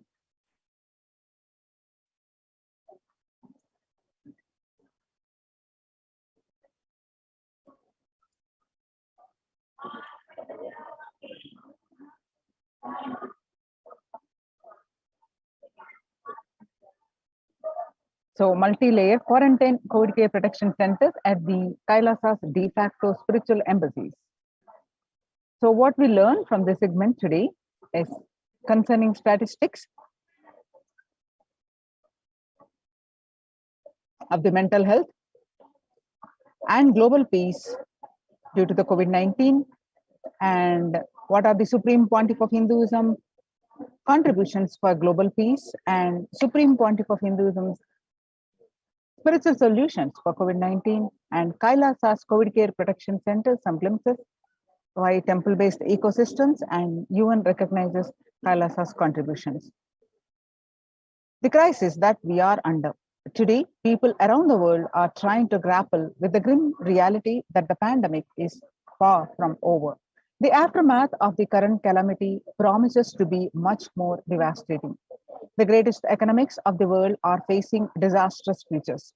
countries are facing off each other in deep mistrust. Now let us see some statistics and current news. In Australia, it reported a record number of coronavirus cases, which were more than 2,400 new locally acquired infections reported nationwide, and the figures are passing 2,000 in a single day for just the second time.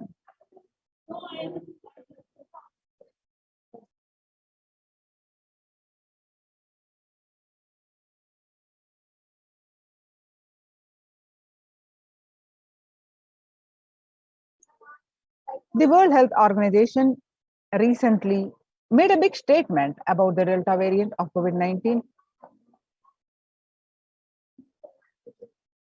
The COVID-19 has now killed more Americans than the influenza pandemic of 1918 to has now killed more Americans than the 1918 to 19 influenza pandemic did. The 1918 to 19 flu infected about 25% of Americans and killed an estimated 0.65% with an 675,000 deaths. COVID-19 has infected more than 12% of Americans and killed about 0.2% with 676,000 deaths. Now that the US death toll from the COVID-19 has surpassed 676,000, the coronavirus pandemic has killed more Americans than the 1918 influenza pandemic did, and now it is declared as the US deadliest pandemic ever because it is the highest death toll so far due to a pandemic. Axios and the Associated Press both reported the grim milestone recently.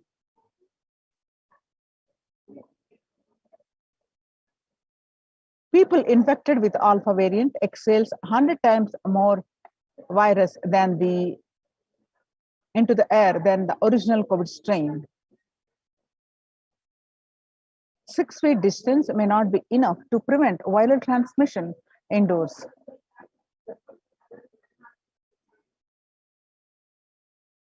COVID-19 Delta variant is still the most concerning, says the World Health Organization experts. In US, the COVID-19 pandemic is nowhere under control in the United States, says the Chief Executive Officer, Mr. Anthony Fauci. He said, right now we are still in pandemic mode because we have 160,000 new infections a day. That's not even modestly in good control. In an interview with Axios, the US has reported 40 million cases of COVID-19 since the outbreak of the virus, with over 4 million infections adding up in the past few weeks. The increase in COVID cases comes as the US administration earlier this month announced that it is planning to provide booster shots of the vaccine as the Delta variant has become more dominant in the nation and is wreaking havoc. This surge in the Delta variant is driven by the low vaccination coverage in many communities across the US, according to the US Center for Disease Control and Prevention. Mr. Fauci says, he said, in a country of our size, you can't be hanging around and having 100,000 infections a day. You've got to get well below 10,000 before you start feeling comfortable. According to the World Economic Forum, COVID-19 made the world less peaceful with the increased violence, incidences, and fatalities after the pandemic. Younger adults are more likely to report symptoms of anxiety and depressive disorders during the COVID-19 pandemic.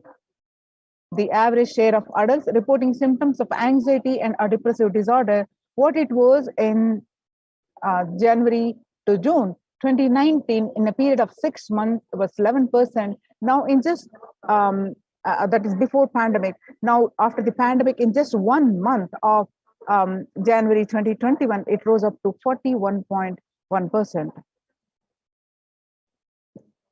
Some more statistics confirming the same, that the younger adults are reporting more symptoms of anxiety and depressive disorder during the pandemic. Stress in America, a nation of crisis. COVID-19 is a significant stressor for most Americans. Nearly 8 in 10, which is 78%, say the coronavirus pandemic is a significant source of stress in their life. Nearly 7 in 10, which is 67%, say they have experienced the increased stress over the course of the pandemic. Of the health workers who treated patients during the China's COVID-19 outbreak, 50% showed signs of depression and 45% showed signs of anxiety. Self-reported mental health among pregnant women and new mothers before the COVID-19 pandemic, depression was 15%, and during the pandemic, it rose up to 40.7%. And before the COVID-19 pandemic, the anxiety was now it rose up to 72%. Living under stay-at-home orders, 8 in 10 students are struggling with focus on school or work and avoiding distractions. And 50% of all students do not know where to go for help for their mental health. Nearly 82% of women surveyed said their lives have been negatively disrupted by the pandemic. Nearly 70% of the women who have experienced these disruptions are concerned their career growth may be limited as a result. The global economic outlook during the COVID-19 pandemic, a changed world. The pandemic is expected to plunge most countries into recession in 2020, with per capita income contracting the largest fraction of countries globally since 1870. International Labour Organization. COVID-19 is a threat to peace building in conflict-affected nations.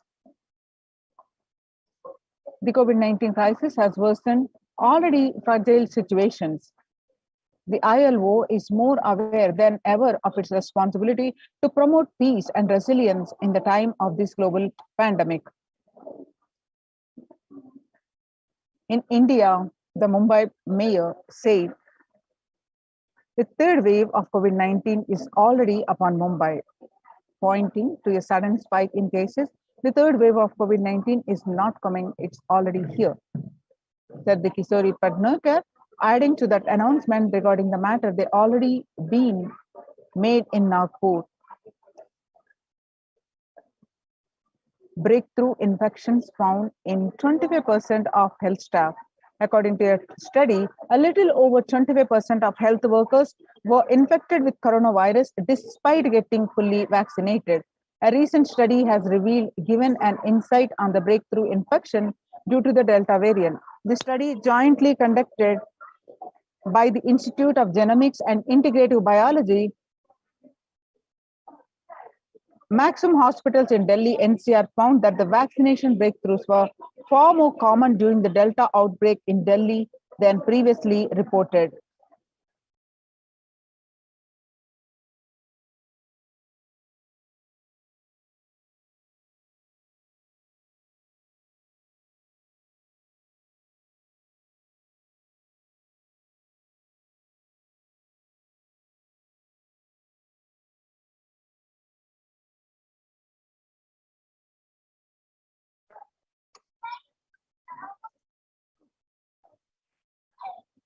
New COVID-19 variant Mu shows signs of vaccine resistance. Now that we have seen the statistics across the world of the COVID-19, which not only affecting the physical health, the fatalities increasing and the violent incidences increasing, it is affecting the mental health and leading to the global, affecting the global peace. So how to cope up with the current COVID-19 pandemic? It is important to address the COVID pandemic, which is seeing another wave, destroying many more lives. And the global COVID virus pandemic has left the whole world desperately looking for answers. Life as it had been experienced even back in February 2020 is no longer recognizable. Drastic change is the order of the day, with people having to redefine their world with new paradigms of economy, society, faith, religion, and health. Blessed are those who have had the greatest fortune to be with the incarnation of Paramashiva, the Supreme Pontiff of Hinduism, in their lives to carry them through this crisis. Join the COVID care protection centers. Register now through the link below, https://kailasa.org/kailasa care.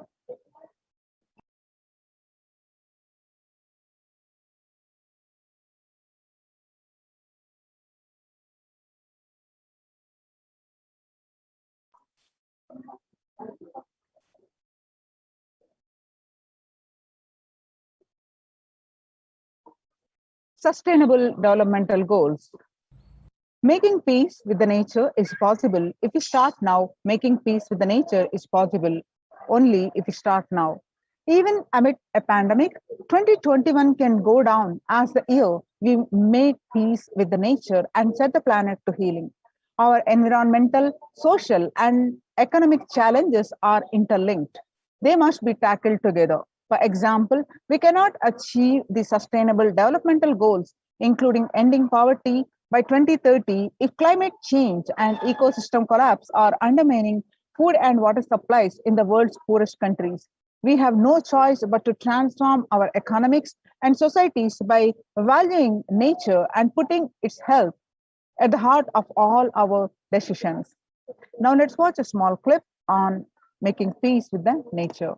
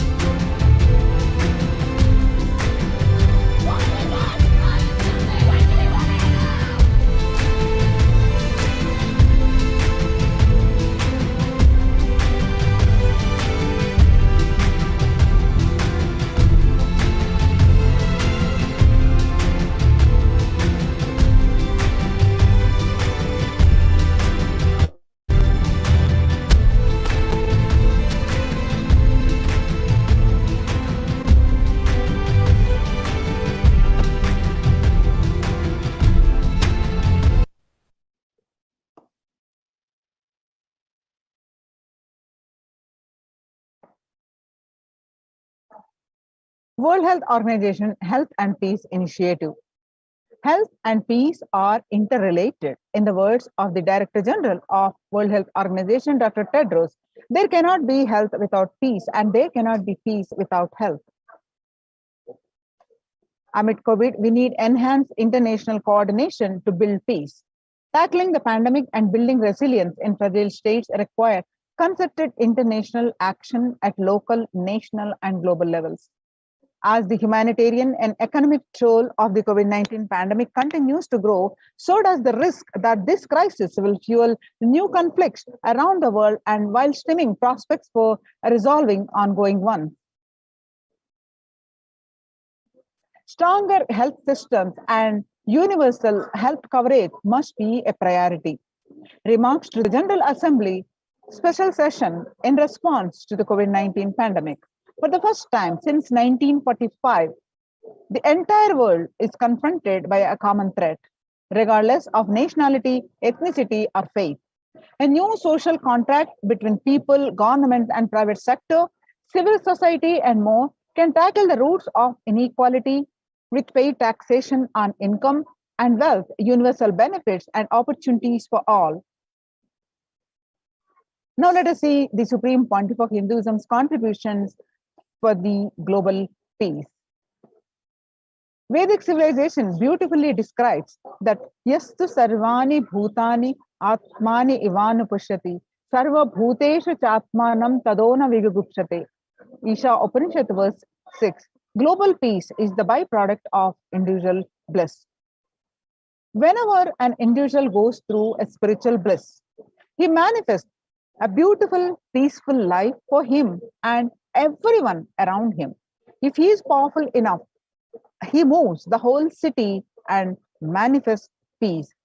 If he is more powerful, he moves the whole village and more, even the whole country. If he is powerful enough, like incarnation, he moves the whole world and manifests peace for them. The individual bliss is the source for the global peace in the level of Om, the microscopic level Om, or the macroscopic level universe. Whatever level it may be, global peace is the byproduct of the individual peace. Now, how do we get this individual peace? The Supreme Pontiff of Hinduism shares beautifully so many techniques. By practicing completion, by practicing unclutching, one can achieve individual peace. So let's listen from Supreme Pontiff of Hinduism of the techniques of completion and techniques of unclutching.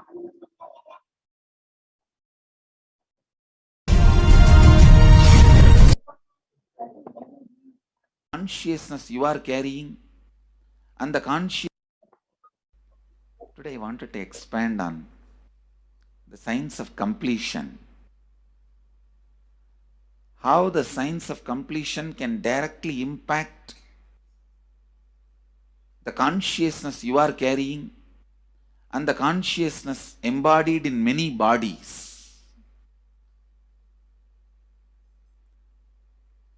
Please understand, the more deeper you go inside you, means more deeper space you go inside you,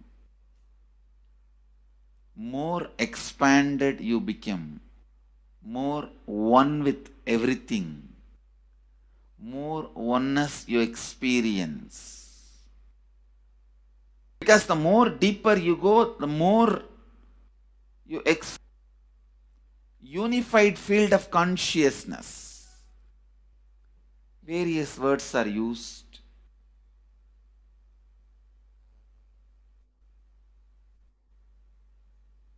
Some of the Hindu traditions uses the word Atma, Brahman. Some of the Hindu traditions use the word Nirvana. Whatever word you may use, Atman, Brahman, Nirvana, unified field of consciousness, whatever. But one thing I want to tell you, the deeper and deeper you go in your inner space, you experience the vast oneness. The more superficial you are, the more incompletions you carry with others, even with yourself. The more superficial you become, even your own right hand and left hand fights with each other. Different parts of you fights with you. Different thoughts of you fights with you. Even you fight with you, the more superficial you go, the more deeper you start traveling. First, you get integrated. The you fighting with you stops. Then, the people around you get integrated. They fighting with you stops. Completion with yourself, then completion with others, then comes completion with other things, not just living beings, even with inanimate beings. The completion starts happening. Even with a nature, completion starts happening. Please understand, the more deeper you travel, the more deeper you go, the more deeper you settle down, the more deeper you start living. Your cognition expands. Your cognition includes.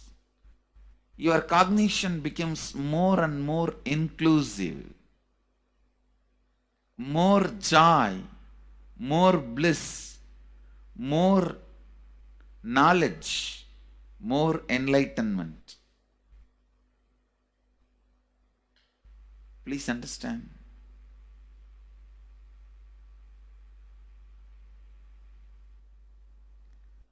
The more and more completion happens in you, you will see everyone around you feels complete with you.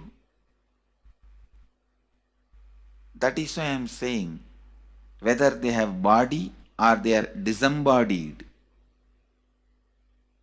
in the deepest corners of your being, deepermost layers of your being, deepest parts of your being, you experience such powerful awareness, such joy.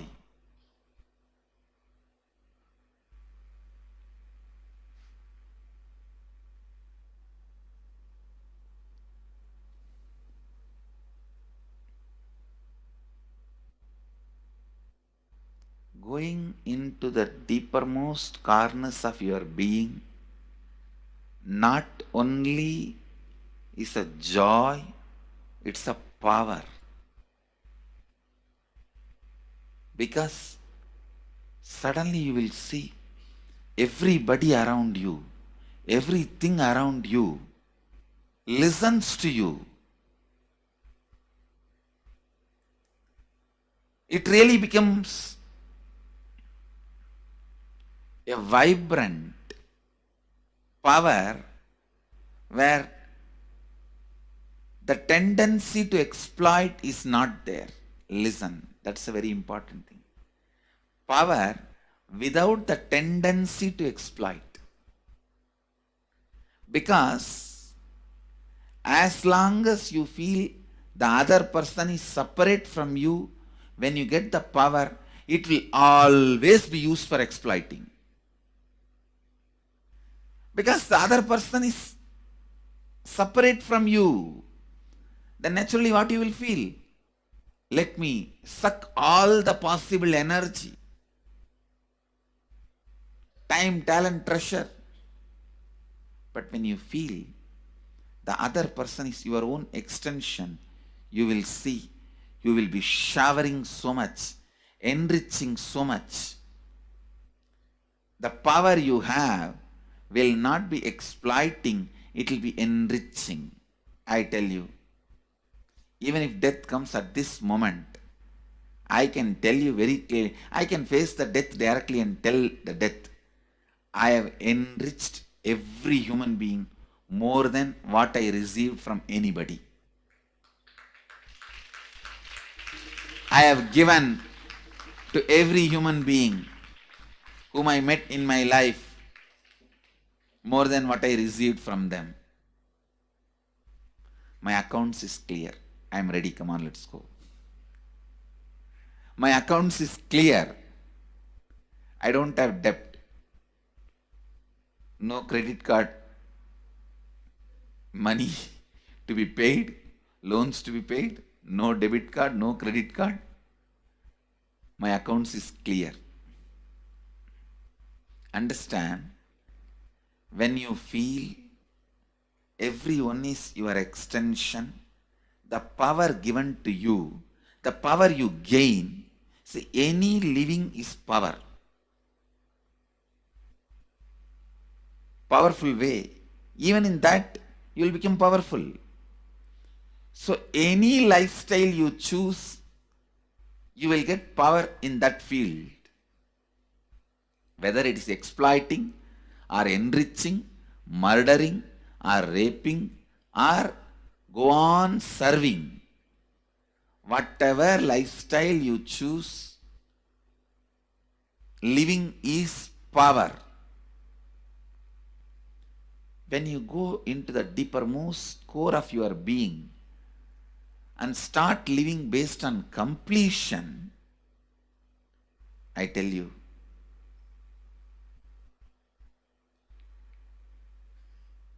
the first power you will experience is everything around you listens to you.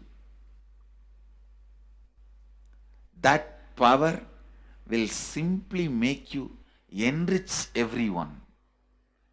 The best power you can have through living is power of enriching. Whatever you do, as I said, whether you live the life of enriching or exploiting, you will become powerful. I tell you, the power of exploiting brings more and more conflict within and without. And those conflicts naturally bring suffering. And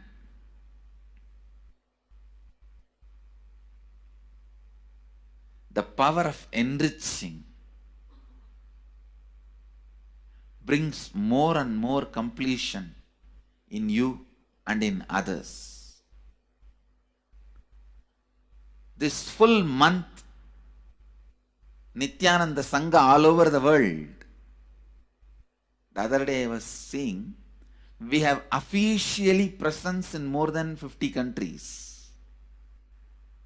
As devotees, group of devotees, we have presence in 100 countries. All over the world, we are going to celebrate this whole month for Global Peace Month, impacting global peace. All of us this whole month will live completion and do samskara dahana kriya, means burning the patterns which separates us from others, burning the patterns which are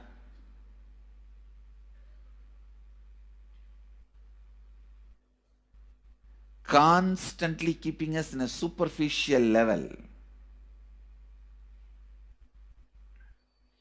All over the world, we will be doing samskara dahana kriya, burning our patterns and leading us to more and more completion. And we also have special 3 Nitya Dhyana Yoga program teaching people signs of completion and facilitating samskara dahana kriya. This month, 20th, 21st and 22nd,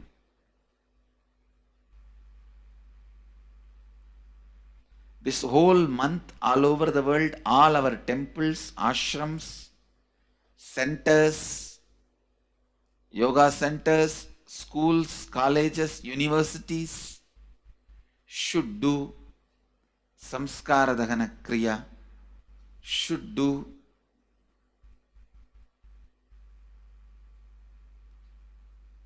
the practice of burning all the incompletions and patterns which leads to conflicts, bringing more and more peace inside us and outside us, spreading peace. This whole month, let's impact global peace. Let us really contribute to the global peace, not just talking about it. Let's do it. Let's do it. Not just talking about it. Let's do it.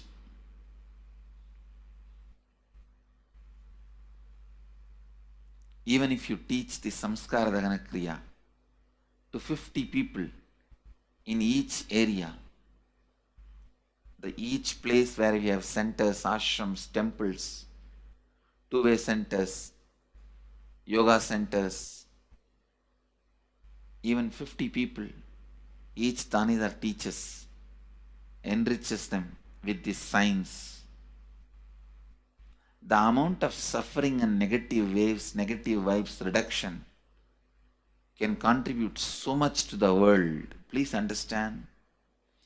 One positive person can burn millions people negativity. Experientially, with evidence we proved, one positive person has already burnt at least 20 million people's negativity in last 10 years and brought peace. So each one of you, if you stand up as one positive being, one authentic, responsible, enriching being,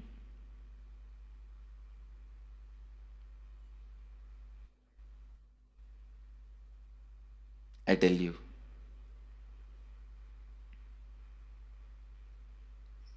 we can do so much to the world. It will be a better place than the time we entered. When we leave, it should be a better place. That's all. When we leave the earth, it should be a better place. So understand, inner peace is your birthright. Go to the depths of your being. Bring more and more completion into you. Completion with others. And start living Advaita. Today in the Inner Awakening session, it's all about completion with others. So last 6 days, literally, you worked so much, one by one by one by one by one, layer by layer by layer by layer. The completion with yourself. Now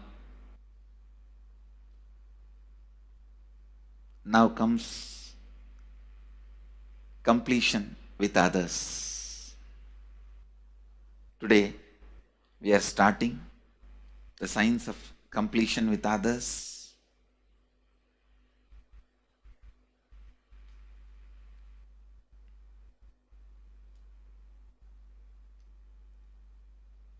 It's one of the most powerful science. Does so much to human beings, not just healing their relationships, even inside their consciousness, this inner space, so much of good is done. So much of awakening is done.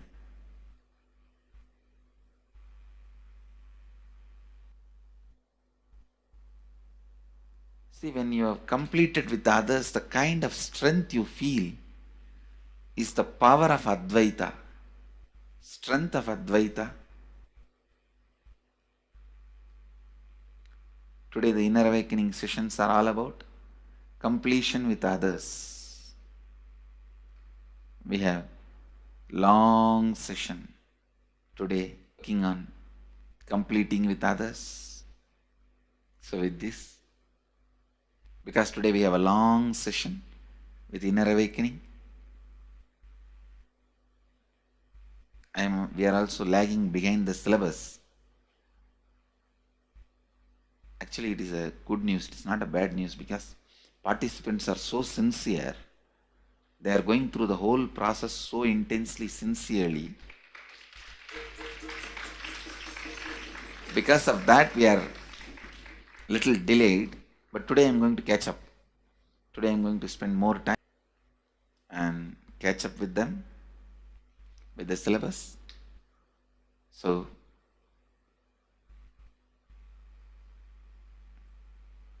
I conclude today with this. I'll move to the next sessions, IA sessions and all that. Because never I conclude. There is no conclusion for satsang. It goes on and on and on. Only the audience change. So with this, I move to the next step. I bless you all. Let you all radiate with integrity, authenticity, responsibility, enriching and causing eternal bliss. Nithyananda. Thank you. Nithyananda Dhyanapitham, Nithyananda Nagar of Mysore.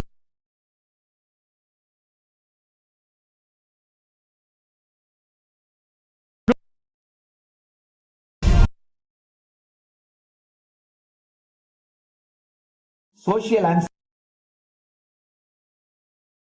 Now, let's listen from the Supreme Pontiff of Hinduism that the self-transformation is the secret to achieve global peace. Social answer means I'll tell, oh, you should all work for global peace. You should all work for turning the world. You should work for revolution. You should work for all these, that things. You should vote only the party which says that it will stop the war and all these things. This is the social answer. Nonsense. If you want the honest answer, I tell you, simply transform yourself. You can't do anything. If at all you can do, you would have done it. Be honest. If you can do, you would have done it. You are raising this question because you are not able to do. Am I right? So let us be very clear. Let us be honest. We are not able to do socially. That's the truth. That's the reason you are sitting here and raising the question. I tell you, understand few important things. There are a lot more attached to this question. There are many things which is attached to this question. We always feel the present is the world is totally spoiled. It is not going according to the rules or how it is supposed to be. It was wonderful once upon a time. In ancient time, things were going properly. Everything was well and great. And I tell you, 10,000 years ago, they found some writings on stone in Harappa Mohenjo-daro culture. Some stone writings have been discovered. The other day I read a beautiful book about that stone writings. That writings, it says, oh, nowadays the society is not as it should be. So much of war. There is no peace. In the early times, there was so much of peace. Society was really great. Things were as it should be. And it almost looks like a today newspaper editorial. 10,000 years ago, the same thing carved on a stone. Then understand, there was no such time as only good prevailed. It is just a fantasy. Hinduism, they call it Satya Yuga, the age of truth. There was a time only truth prevailed. And they say the Garden of Adam and Eve. There was a time everything was wonderful. Every religion has got the fantasy. The past was great. Past, golden past. Always the idea of golden past exists only in the past. The more you go back, again you say the past was great. And I tell you one thing, it is a wonderful way of postponing accepting the reality. Otherwise, I can be sure the world was same as it is today. Whether it is 5,000 years ago or 10,000 years ago. Maybe one thing, there was no CNN channel that time. So the news did not reach you so quickly. That's all. The news did not reach you so quickly. That may be the only difference. But otherwise, I can be sure the good and the bad was equal.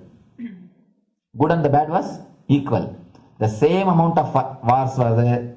All the other things were there. If you read the Puranas, the mythological stories of India, of things, enough of dirty things. I think, and if you read Puranas or the Hindu scriptures, there are a lot of things much worse than modern day.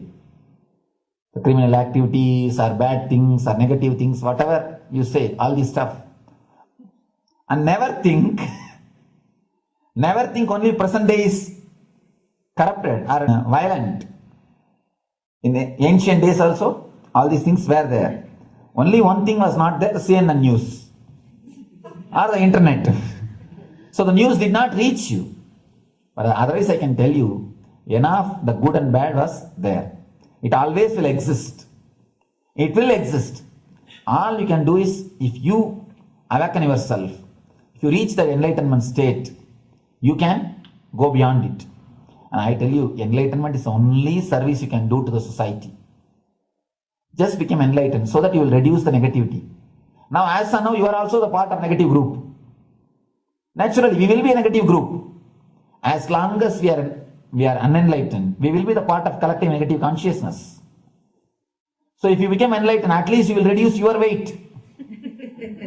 That's the only thing we can do. Nothing else can be done. So all I request you to do is just become enlightened. Realize that you are a lion. That's the only way to help yourself and the society. Otherwise, all revolutions, you see, all revolution again end up as one more tradition. In last 2000 years, 3000 wars have happened in the humanity. In 2000 years, 3000 wars. Human beings have not done anything except doing wars, except fighting. Everybody claims he wants to do revolution. He wants to spread peace. You see, every country claims their army is a defensive army. Then who is offending? Tell me. Every country says defensive army. Then who is offending? These are all just, games. The idea of peace is a pure game. Everybody wants to spread the peace according to them, not according to the other person. They want peace according to them. The other day I was in one interreligious gathering. One guy is preaching, let all of you convert to my religion so that we will not have fight. He wants peace the way in which he wanted, not the way in which. And there's a beautiful saying, the sword of Muhammad, it is written, peace alone should survive, something like that. He has written some statement about the peace on the sword. We all take sword to spread the peace. So no revolution is going to help, because in the last 2000 years, 3000 revolutions have happened, but still world is same, I think much worse. So no revolution is going to help, only individual evolution. So be very clear. Working in the outer world, start working in the inner world. That will help you and society some way.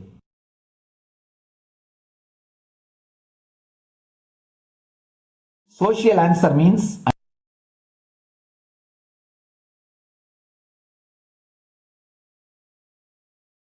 listen carefully.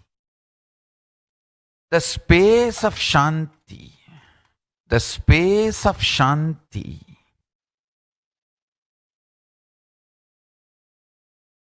is where Kailasa grows. Listen carefully. It is in the deep powerfulness of peace, or peace-centered powerfulness is the ground, breeding ground for Paramashivatva to manifest. Please understand. Like how pure mirror reflects everything, pure Shanti-based Shakti, peace-based powerfulness reflects Paramashiva. Paramashiva manifests in peace-based powerfulness. Please understand. Neither violence nor powerlessness. Powerlessness is weakness. Violence is abusive. Peace-centered powerfulness. Powerfulness-centered peace. All the Upanishads starts with peace, completes with peace. Shanti mantra. starts with Shanti mantra, gets completed with Shanti mantra.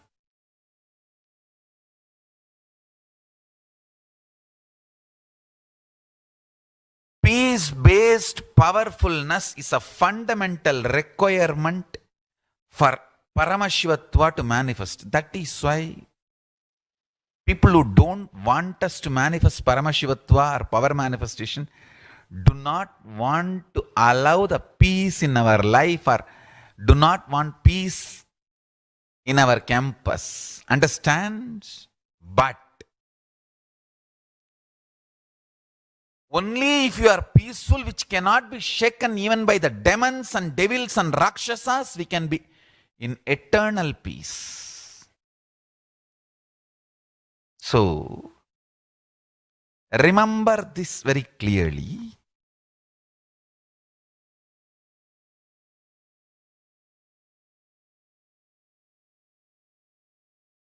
Peace alters the very DNA structure, genetic structure, the core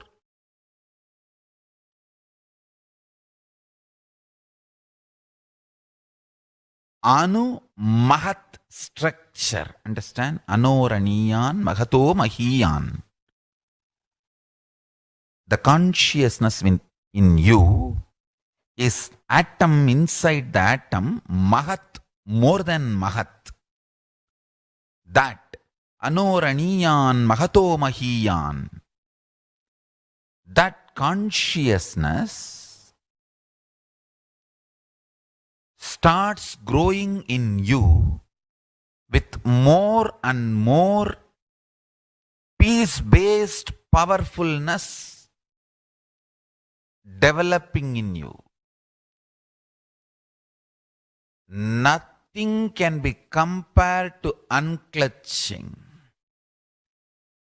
Spend more and more time, energy in unclutching. It will never be wasted. Time spent on unclutching is the most productive time for you in your life, because unclutching completely makes you altogether a different material.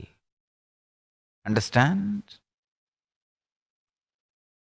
It makes your very biomemory, muscle memory, core structure, molecular structure, genetic structure, DNA structure, everything. All the 8 energy flow circuits. Energy flows. 1, the pure conscious explosion. So totally 8 energy flow circuits exist in you. All the 8 when you unclutch. Understand? Unclutching is the Sri Kailasa.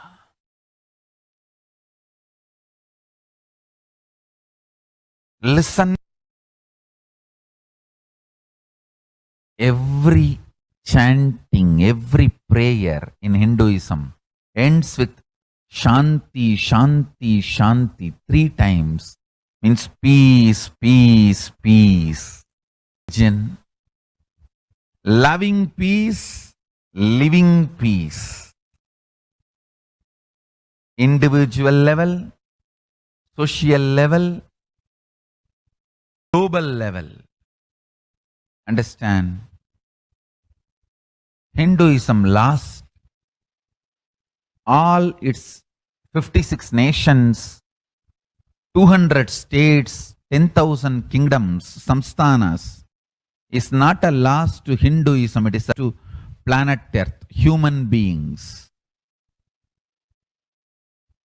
Wherever Hinduism is practiced, kept alive, the ideal of global peace is kept alive. Just do this one simple statistics. You yourself study. Google and study. Take the top 10 religions and list how many people they converted in last 200 years, how many people they killed. List for each religion. I can be 200% sure you yourself will realize Hinduism is the most peace-loving and peace-living religion. Conversion nor terrorism. Neither conversion nor terrorism. Being the supreme pontiff of the most peace-loving, peace-living religion, I give you all my blessings on this International Peace Day. Understand, it is we Hindus need to keep the global peace as a living possibility, and we need to make this global peace as reality. Just talking about global peace will not work. Working for global peace only is the responsibility of the real living Hindu. Anyone who wants to claim themselves as a Hindu or practicing Hindu should work for global peace. Global peace is our responsibility. Every Hindus have the responsibility to bring global peace. So you can also throw a challenge. See, if you are making a Hindu micronation, you can throw this challenge. Your friends, family, 10 people. Let them participate in the challenge and then create. Let them send the challenge to others. So I welcome all the living and practicing Hindus to become founding fathers of Kailasa micronation in your countries. You can also make a challenge, like how they made ice bucket challenge and all that. We can make a challenge. You form Hindu micronation and claim, I am the founding father of the Hindu micronation Kailasa. And then you can invite your family, friends for a challenge. 11 people. You form and you challenge 11 people and they also form and they spread. So let us start spreading. This project is my message on this International Day of Peace. Working for global peace instead of just talking. The work we do will talk for us. The talk we do will not work for us. This is the message. The work we do will talk for us. The talk we do will not work for us. Global peace is the responsibility of Hindus. We living, practicing Hindus, not only we should achieve the individual peace through unclutching yoga, meditation, we should also create an ecosystem where the global peace starts manifesting. This Kailasa Hindu micronation is the enlightenment ecosystem. I request every living practicing Hindu to manifest, do it. So the global peace can manifest from these Kailasa Hindu micronations all over the world. Hindus have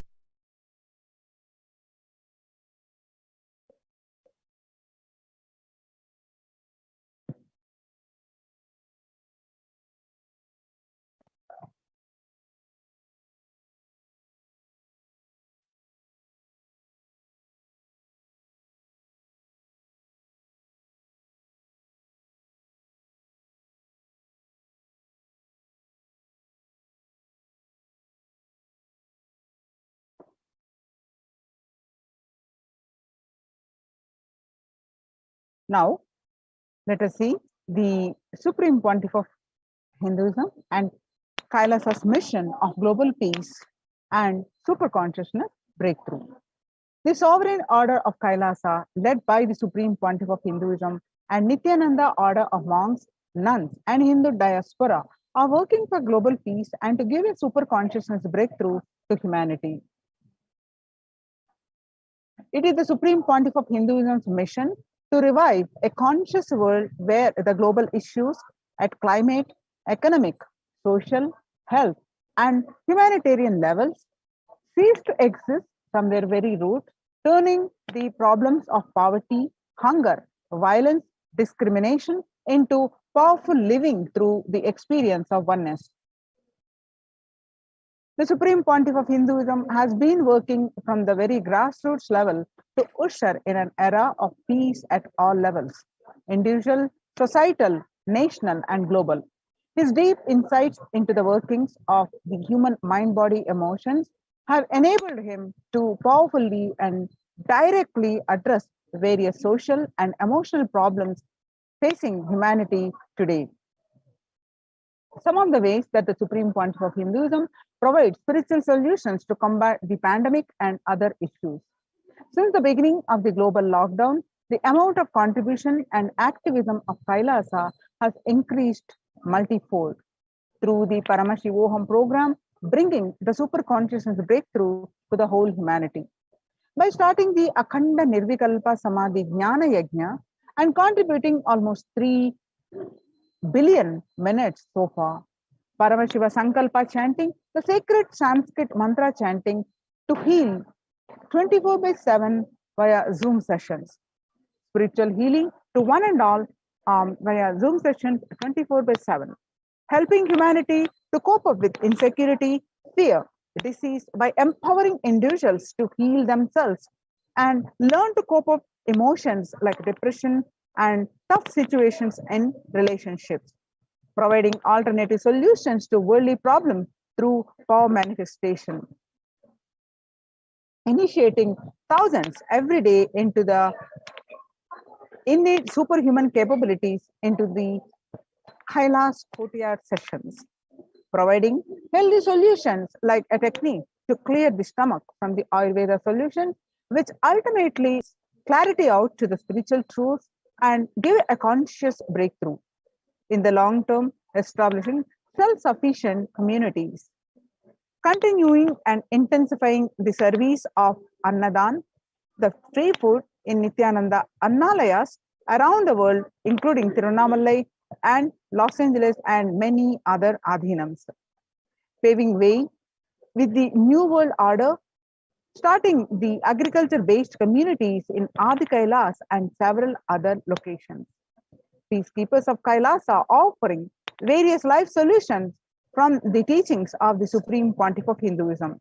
Hinduism prescribes various methods for global healing. One such is Maheshwara Puja, nullifying the collective negativity simply through the presence of the avatar and his order of monks, offering Maheshwara Puja to the natural calamities hit victims. Bhava Samadhi Darshan to raise the individual consciousness breakthrough. Devi Parashakti, Akashic reading, the cosmic revelations. Now let us see the Supreme Pontiff of Hinduism, spiritual solutions for COVID-19. Society was created with the delusional ideas of too many human beings, blind spots, and the decisions made from those blind spots. If the visionary of a civilization or country or nation has blind spots when he developed the vision for it, the whole civilization suffered those blind spots forever. Now it's time that nature, Prakriti, resets itself. Many of the blind spot-based visions, ideas become important components of the society. This pralaya which is happening is melting down everything which is delusion-based. The world as we know is gone, and let us celebrate God. This isolation which is seemingly endless with an unknown future which is compelling humanity to make 100% lifestyle change is something to be deeply dwelt upon. All problems need to be addressed only with spiritual solutions and powerful cognitions. To stop people having mental breakdown, pandemic fatigue, collapsing, depression, destruction, and also give them the super consciousness breakthrough and revive the enlightened civilization, the Supreme Pontiff of Hinduism continuously gives spiritual solutions and powerful cognitions. Some of the spiritual solutions and powerful cognitions are unclutching, practicing completion, practicing oneness, practicing ajapa japa of Mahavakya, Om Nithyananda Paramashivoham, consciously building deep feeling connection, yoga, puja, vegetarian diet, and nirahara samyama. It's time we all take responsibility to save humanity, to protect people. All these spiritual solutions are offered free and available online and open for all. Let us take a few minutes now and share with as many people as possible, and let us save the world and let us give them the experience of these powerful solutions, especially the experience of untouching. Nirvikalpa Samadhi initiation, and save people from this pandemic fatigue, epidemic fatigue, destruction, and delusion. Help people to have a super consciousness breakthrough and sail through this pralaya. This unclutching, Nirvikalpa Samadhi Jnana Yajna, people from over 50 countries continuously radiate the space of Paramashiva by practicing this meditation 24/7, 7 days a week. It starts 13th May 2020, and at any given point of time, they are 4 to 8 zones actively unclutching around the world. Join this movement at http://kailasa.tv/minutes for peace. http://kailasa.tv/minutes 4 peace. The life solutions based on the ancient Hindu tradition, the meditation and yoga, the cognitions rooted in the highest truth, the lifestyle based on living and radiating the higher values of life, and powerful way of living and realizing one's ultimate potential form the foundation of the Supreme Pontiff of Hinduism's teachings, which by their inherent nature provide the foundation for peace on planet Earth. The Supreme Pontiff of Hinduism launched the Minutes for Peace initiative, which aimed to reduce crime globally by conducting mass meditations around the world in parallel. In 2014, just after 2 years of launching the program, it crossed over 1 billion minutes of meditation. Scientific studies have shown a reduced crime rate after participation in the meditation and completion techniques. In 1976, it was found that when 1% of a community practiced meditation, the crime rate was reduced by 16% on an average. The current tally on the Minutes for Peace website is more than 4.3 billion cumulative minutes of meditation logged, including all the events, programs, festivals, where people have gathered in large numbers and participated in meditations and rituals. The total comes out to be a staggering 409 billion minutes of peace so far. You can see some of the glimpses. At one event, about 5,000 devotees gathered and participated in a 48-day meditation program called Shuddhatvaitam. The Supreme Pontiff of Hinduism has hosted Kumbh Mela in the United States in Los Angeles since 2007. Nithyananda Sangha is entrusted as the only organization to host Kumbh Mela outside India by the Akhila Bharatiya Akhada Parishad. In September 2006, the Supreme Pontiff of Hinduism has organized the first confluence for world peace to honor the memory of those who lost their lives saving others on September 11, 2001 at Irvine, California, United States. The second conference for peace was held in Los Angeles in 2007 in collaboration with Vedanta Society, BAPS, ISKCON, Siddha Yoga, and other organizations. The Kumbh Mela festival spread fast to other countries, including Australia, Canada, etc. In 2009, the Supreme Pontiff of Hinduism has organized a month-long peace walk covering 1,000 kilometers and 1,000 villages to bring together walks of life, to promote feeling connection and oneness among people. During the walk, health camps were conducted in villages along its path. The Supreme Pontiff of Hinduism has conducted the large-scale collective meditations on September 21st International Peace Day to raise the collective consciousness. One of the greatest contributions of the Supreme Pontiff of Hinduism is initiating thousands sannyas is our social responsibility. Save Hinduism and humanity. The Supreme Pontiff of Hinduism has revitalized the monastic tradition of sannyas by initiating thousands into Nithyananda monastic order. The all-renouncing monks contribute the best things to human civilization, living their life with the cognition that life is for others. These monks and nuns act as the harbingers of peace and empowerment for the human society distraught with violence, depression, and other forms of life negativity. The Supreme Pontiff of Hinduism has also revived the ancient practice of embarking on pilgrimages, taking spiritual aspirants to high-energy sacred spots such as the Himalayas, Kailas, Varanasi, Angkor and various powerful temples of India. Even though prevalent in India, this practice is rapidly losing its original context, turning into a recreational family vacation. Reviving the original spiritual context, the Supreme Pontiff of Hinduism has made it possible for modern-day human beings to benefit from the spiritual energy present at these centers and accelerate their journey of spiritual evolution, hence ensuring individual and collective peace as a natural consequence. Food system hold key to ending the world hunger. Under the Red Om, launched by the Supreme Pontiff of Hinduism through the Annalayas, that means the free food donation centers, at the Kailasa's de facto spiritual embassies of Kailasa worldwide. Under the guidance of the Supreme Pontiff of Hinduism, has served over 5 billion organic, sattvic, vegetarian meals so far. Giving free food to all the citizens is the economic policy of Kailasa, deriving the reference from Vedas and Agamas.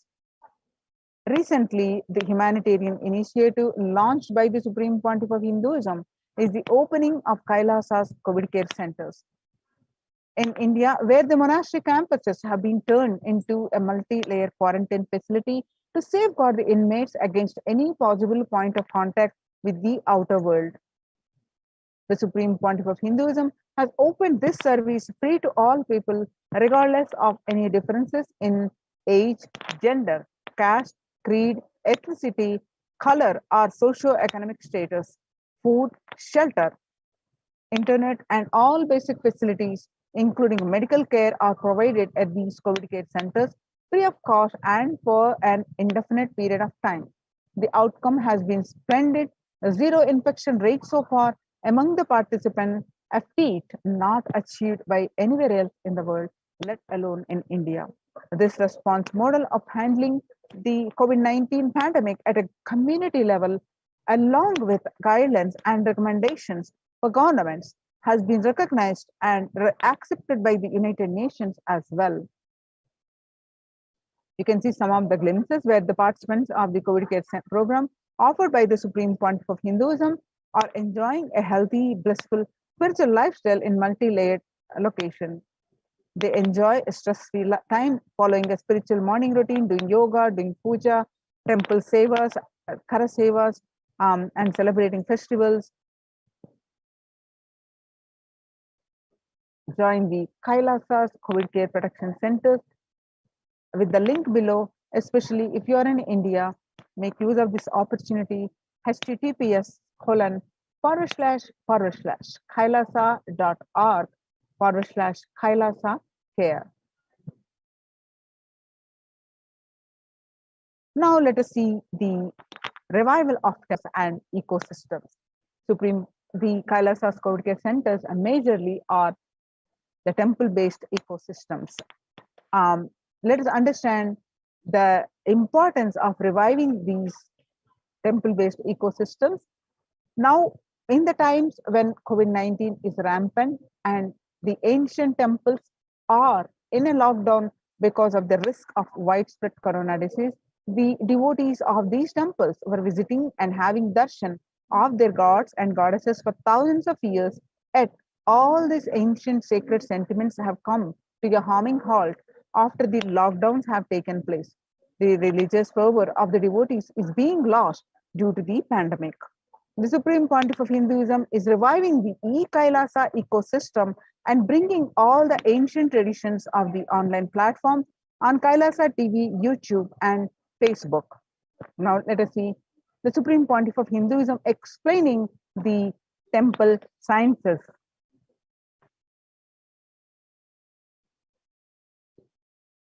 Deities in this culture. Anybody coming from outside just wonder, is this just sentimental carved stones, worshipping culture, or just artistic sculpture? What is the invisible function of temples' deities? See, both questions, same answer. That is the reason I wanted to answer both the questions together. Modern day dish TVs, antennas, mobile towers, all of them work in the level of certain frequency where the words, pictures, visuals can be transmitted. See the verbalization and visualization, names and forms can be transmitted from one place to another place through these mobile towers, dish TV antennas. But the temple towers are created to transmit super consciousness from one place to another place. Please understand, in Meenakshi's time, there was television, conscious television. It used to be in stone slab, and if you just sit in front of that stone TV, meditate, connect with Meenakshi, she will appear live and answer whatever you want. So each of the stone slabs only slowly later on became deities. You can see in our temples this happening. The TVs in which I am appearing and speaking are slowly becoming deities. They are receiving worship. Flowers are offered to it. Aarti is done to it. Incense is given to it. Now, all our temples are planning to have a separate throne for this TV. In Los Angeles, already I am on the throne. The TV is in the throne. The TV, means which people are seeing me, have already become deity. Same way, please understand, the stones through which people were able to connect with the super consciousness have become deities. Same way, all our temples, deities, everything is a connecting mechanism with super consciousness. The mechanism which connects with the super consciousness.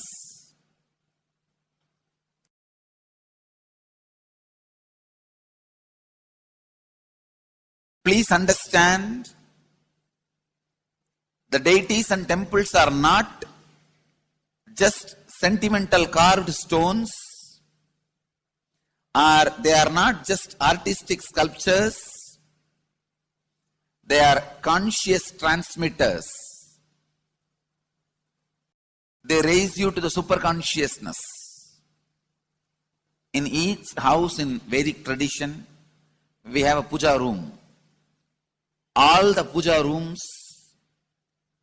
are your private conscious airport. are conscious transmission centers. The main temple is the place from where continuous superconsciousness is radiating. So if you just sit and connect with a deep feeling connection, see, in those days human beings were so beautiful and simple. Just remembering the name of the deity is enough. They are already in connection with the deity. That feeling connection. When I read Patanjali's Yoga Sutra, it says, sit in Siddhasana and be in Samadhi. That's all. So the human beings were so simple in those days. Just if you sit in Siddhasana, you are alive. If you sit, your mind sits. Now, if you sit, your mind shits.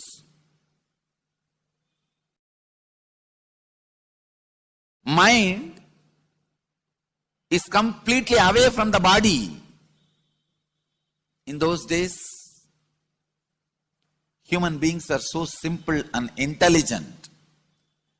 All the non-mechanical parts of their brain were awakened. It is Western culture which killed the non-mechanical parts of the brain, the functions of the non-mechanical parts of the brain. Please understand, in the Vedic civilization, always human beings were brought up in such a way that non-mechanical parts of the brain was fully alive and awakened. It is a cultural invasion, destroyed the greatest possibility of the human being when the non-mechanical parts of the brain is not functioning anymore. The temples, deities, all these are looking useless. Otherwise, they are a huge conscious infrastructure. Please understand. So, an example, suddenly, if we find some method to travel just 20 feet above the air or 30 feet above the air without petrol or diesel, all our automobiles, roads, everything will become useless. Then you will wonder, why so many automobile industries are established? Why so many cars are produced? Why this huge road waste? I think our ancestors are fools. You don't understand. At one period, it was used. It was being useful. Our temples, our deities, all these are useful if all your non-mechanical parts of the brain is awakened.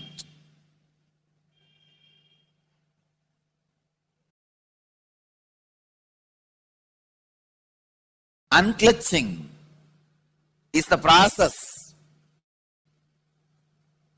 to awaken your non-mechanical parts of the brain. When your non-mechanical parts of the brain is awakened, you will understand temples, deities, how useful they are, how directly useful they are, how they are part of our life, how they enrich our life, and how they make human beings intelligent, enlightened. These are the methods created to create enlightened civilization.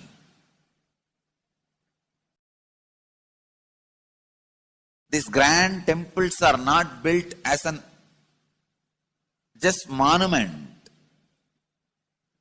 They are built as a conscious movement. It is not like Egyptian pyramids, monuments. No. It is conscious movement to raise human beings to the highest consciousness, to make human beings experience the highest purpose.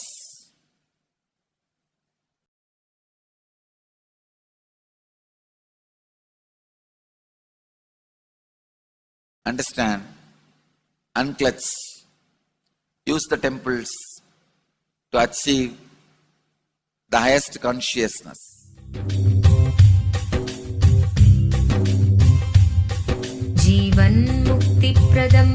Paramahamsa Nithyananda, a rare living incarnation, is named among the world's 100 most spiritual.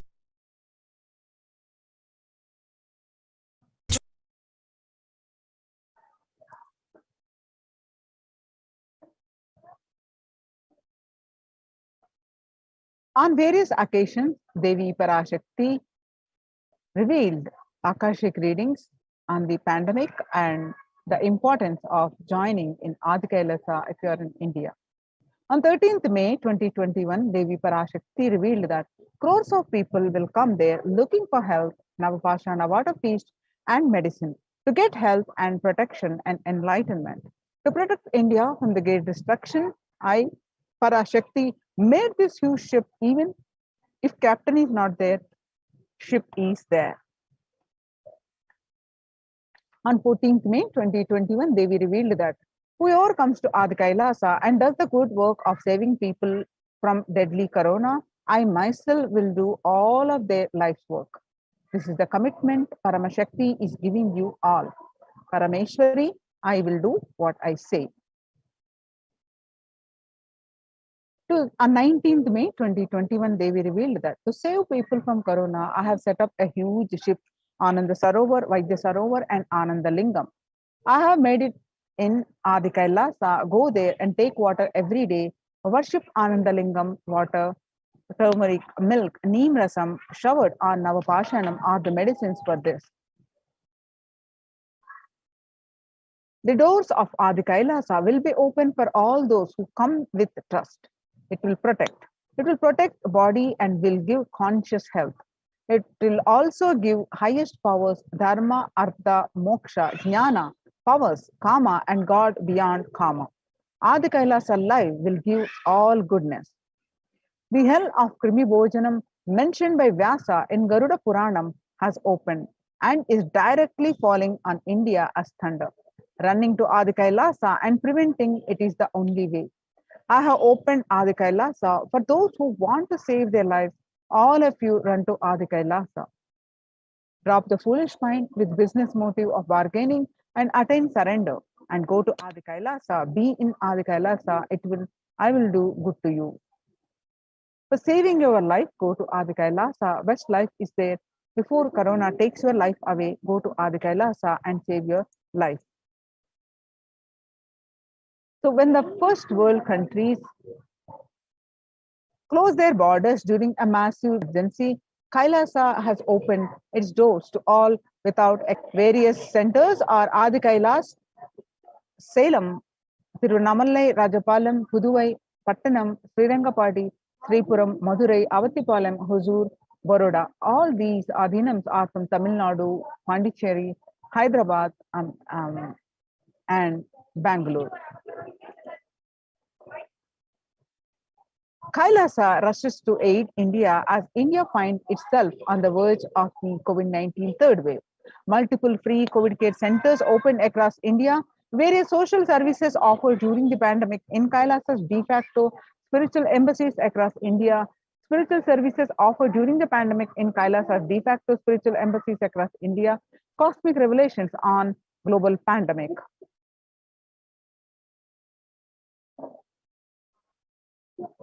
Free social services offered during the pandemic and de facto spiritual embassies across India are medical care, allopathy, Ayurvedic, Siddha medicine, infrastructure to accommodate thousands, accommodation to multi-layered quarantine, emergency ambulances, ICU on wheels, personal protective medical equipment, food security management through the food banks, and organic farming. Join the Kailasa's COVID care protection centers at https://kailasa.org/Kailasa care.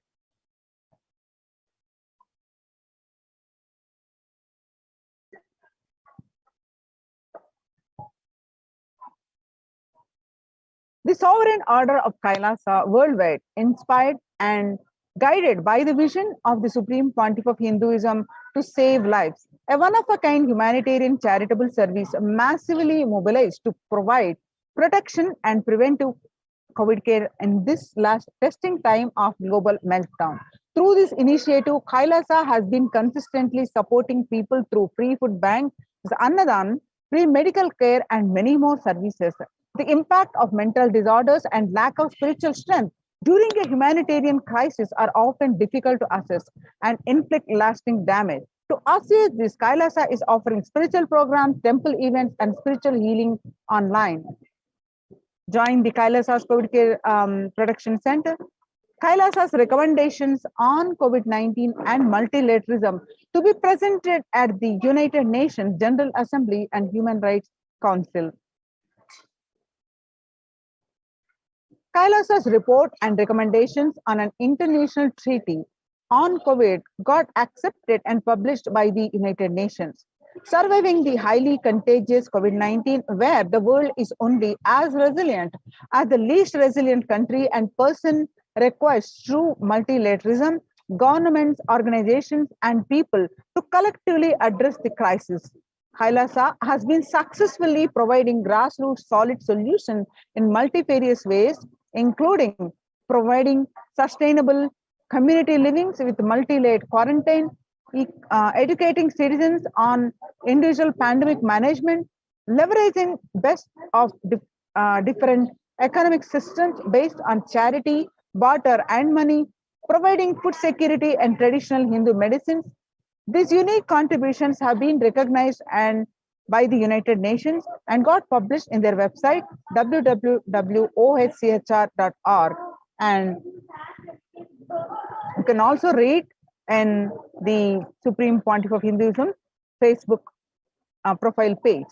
So join COVID Care Protection Center, register now through the link below with https://kailasa.org/kailasa care.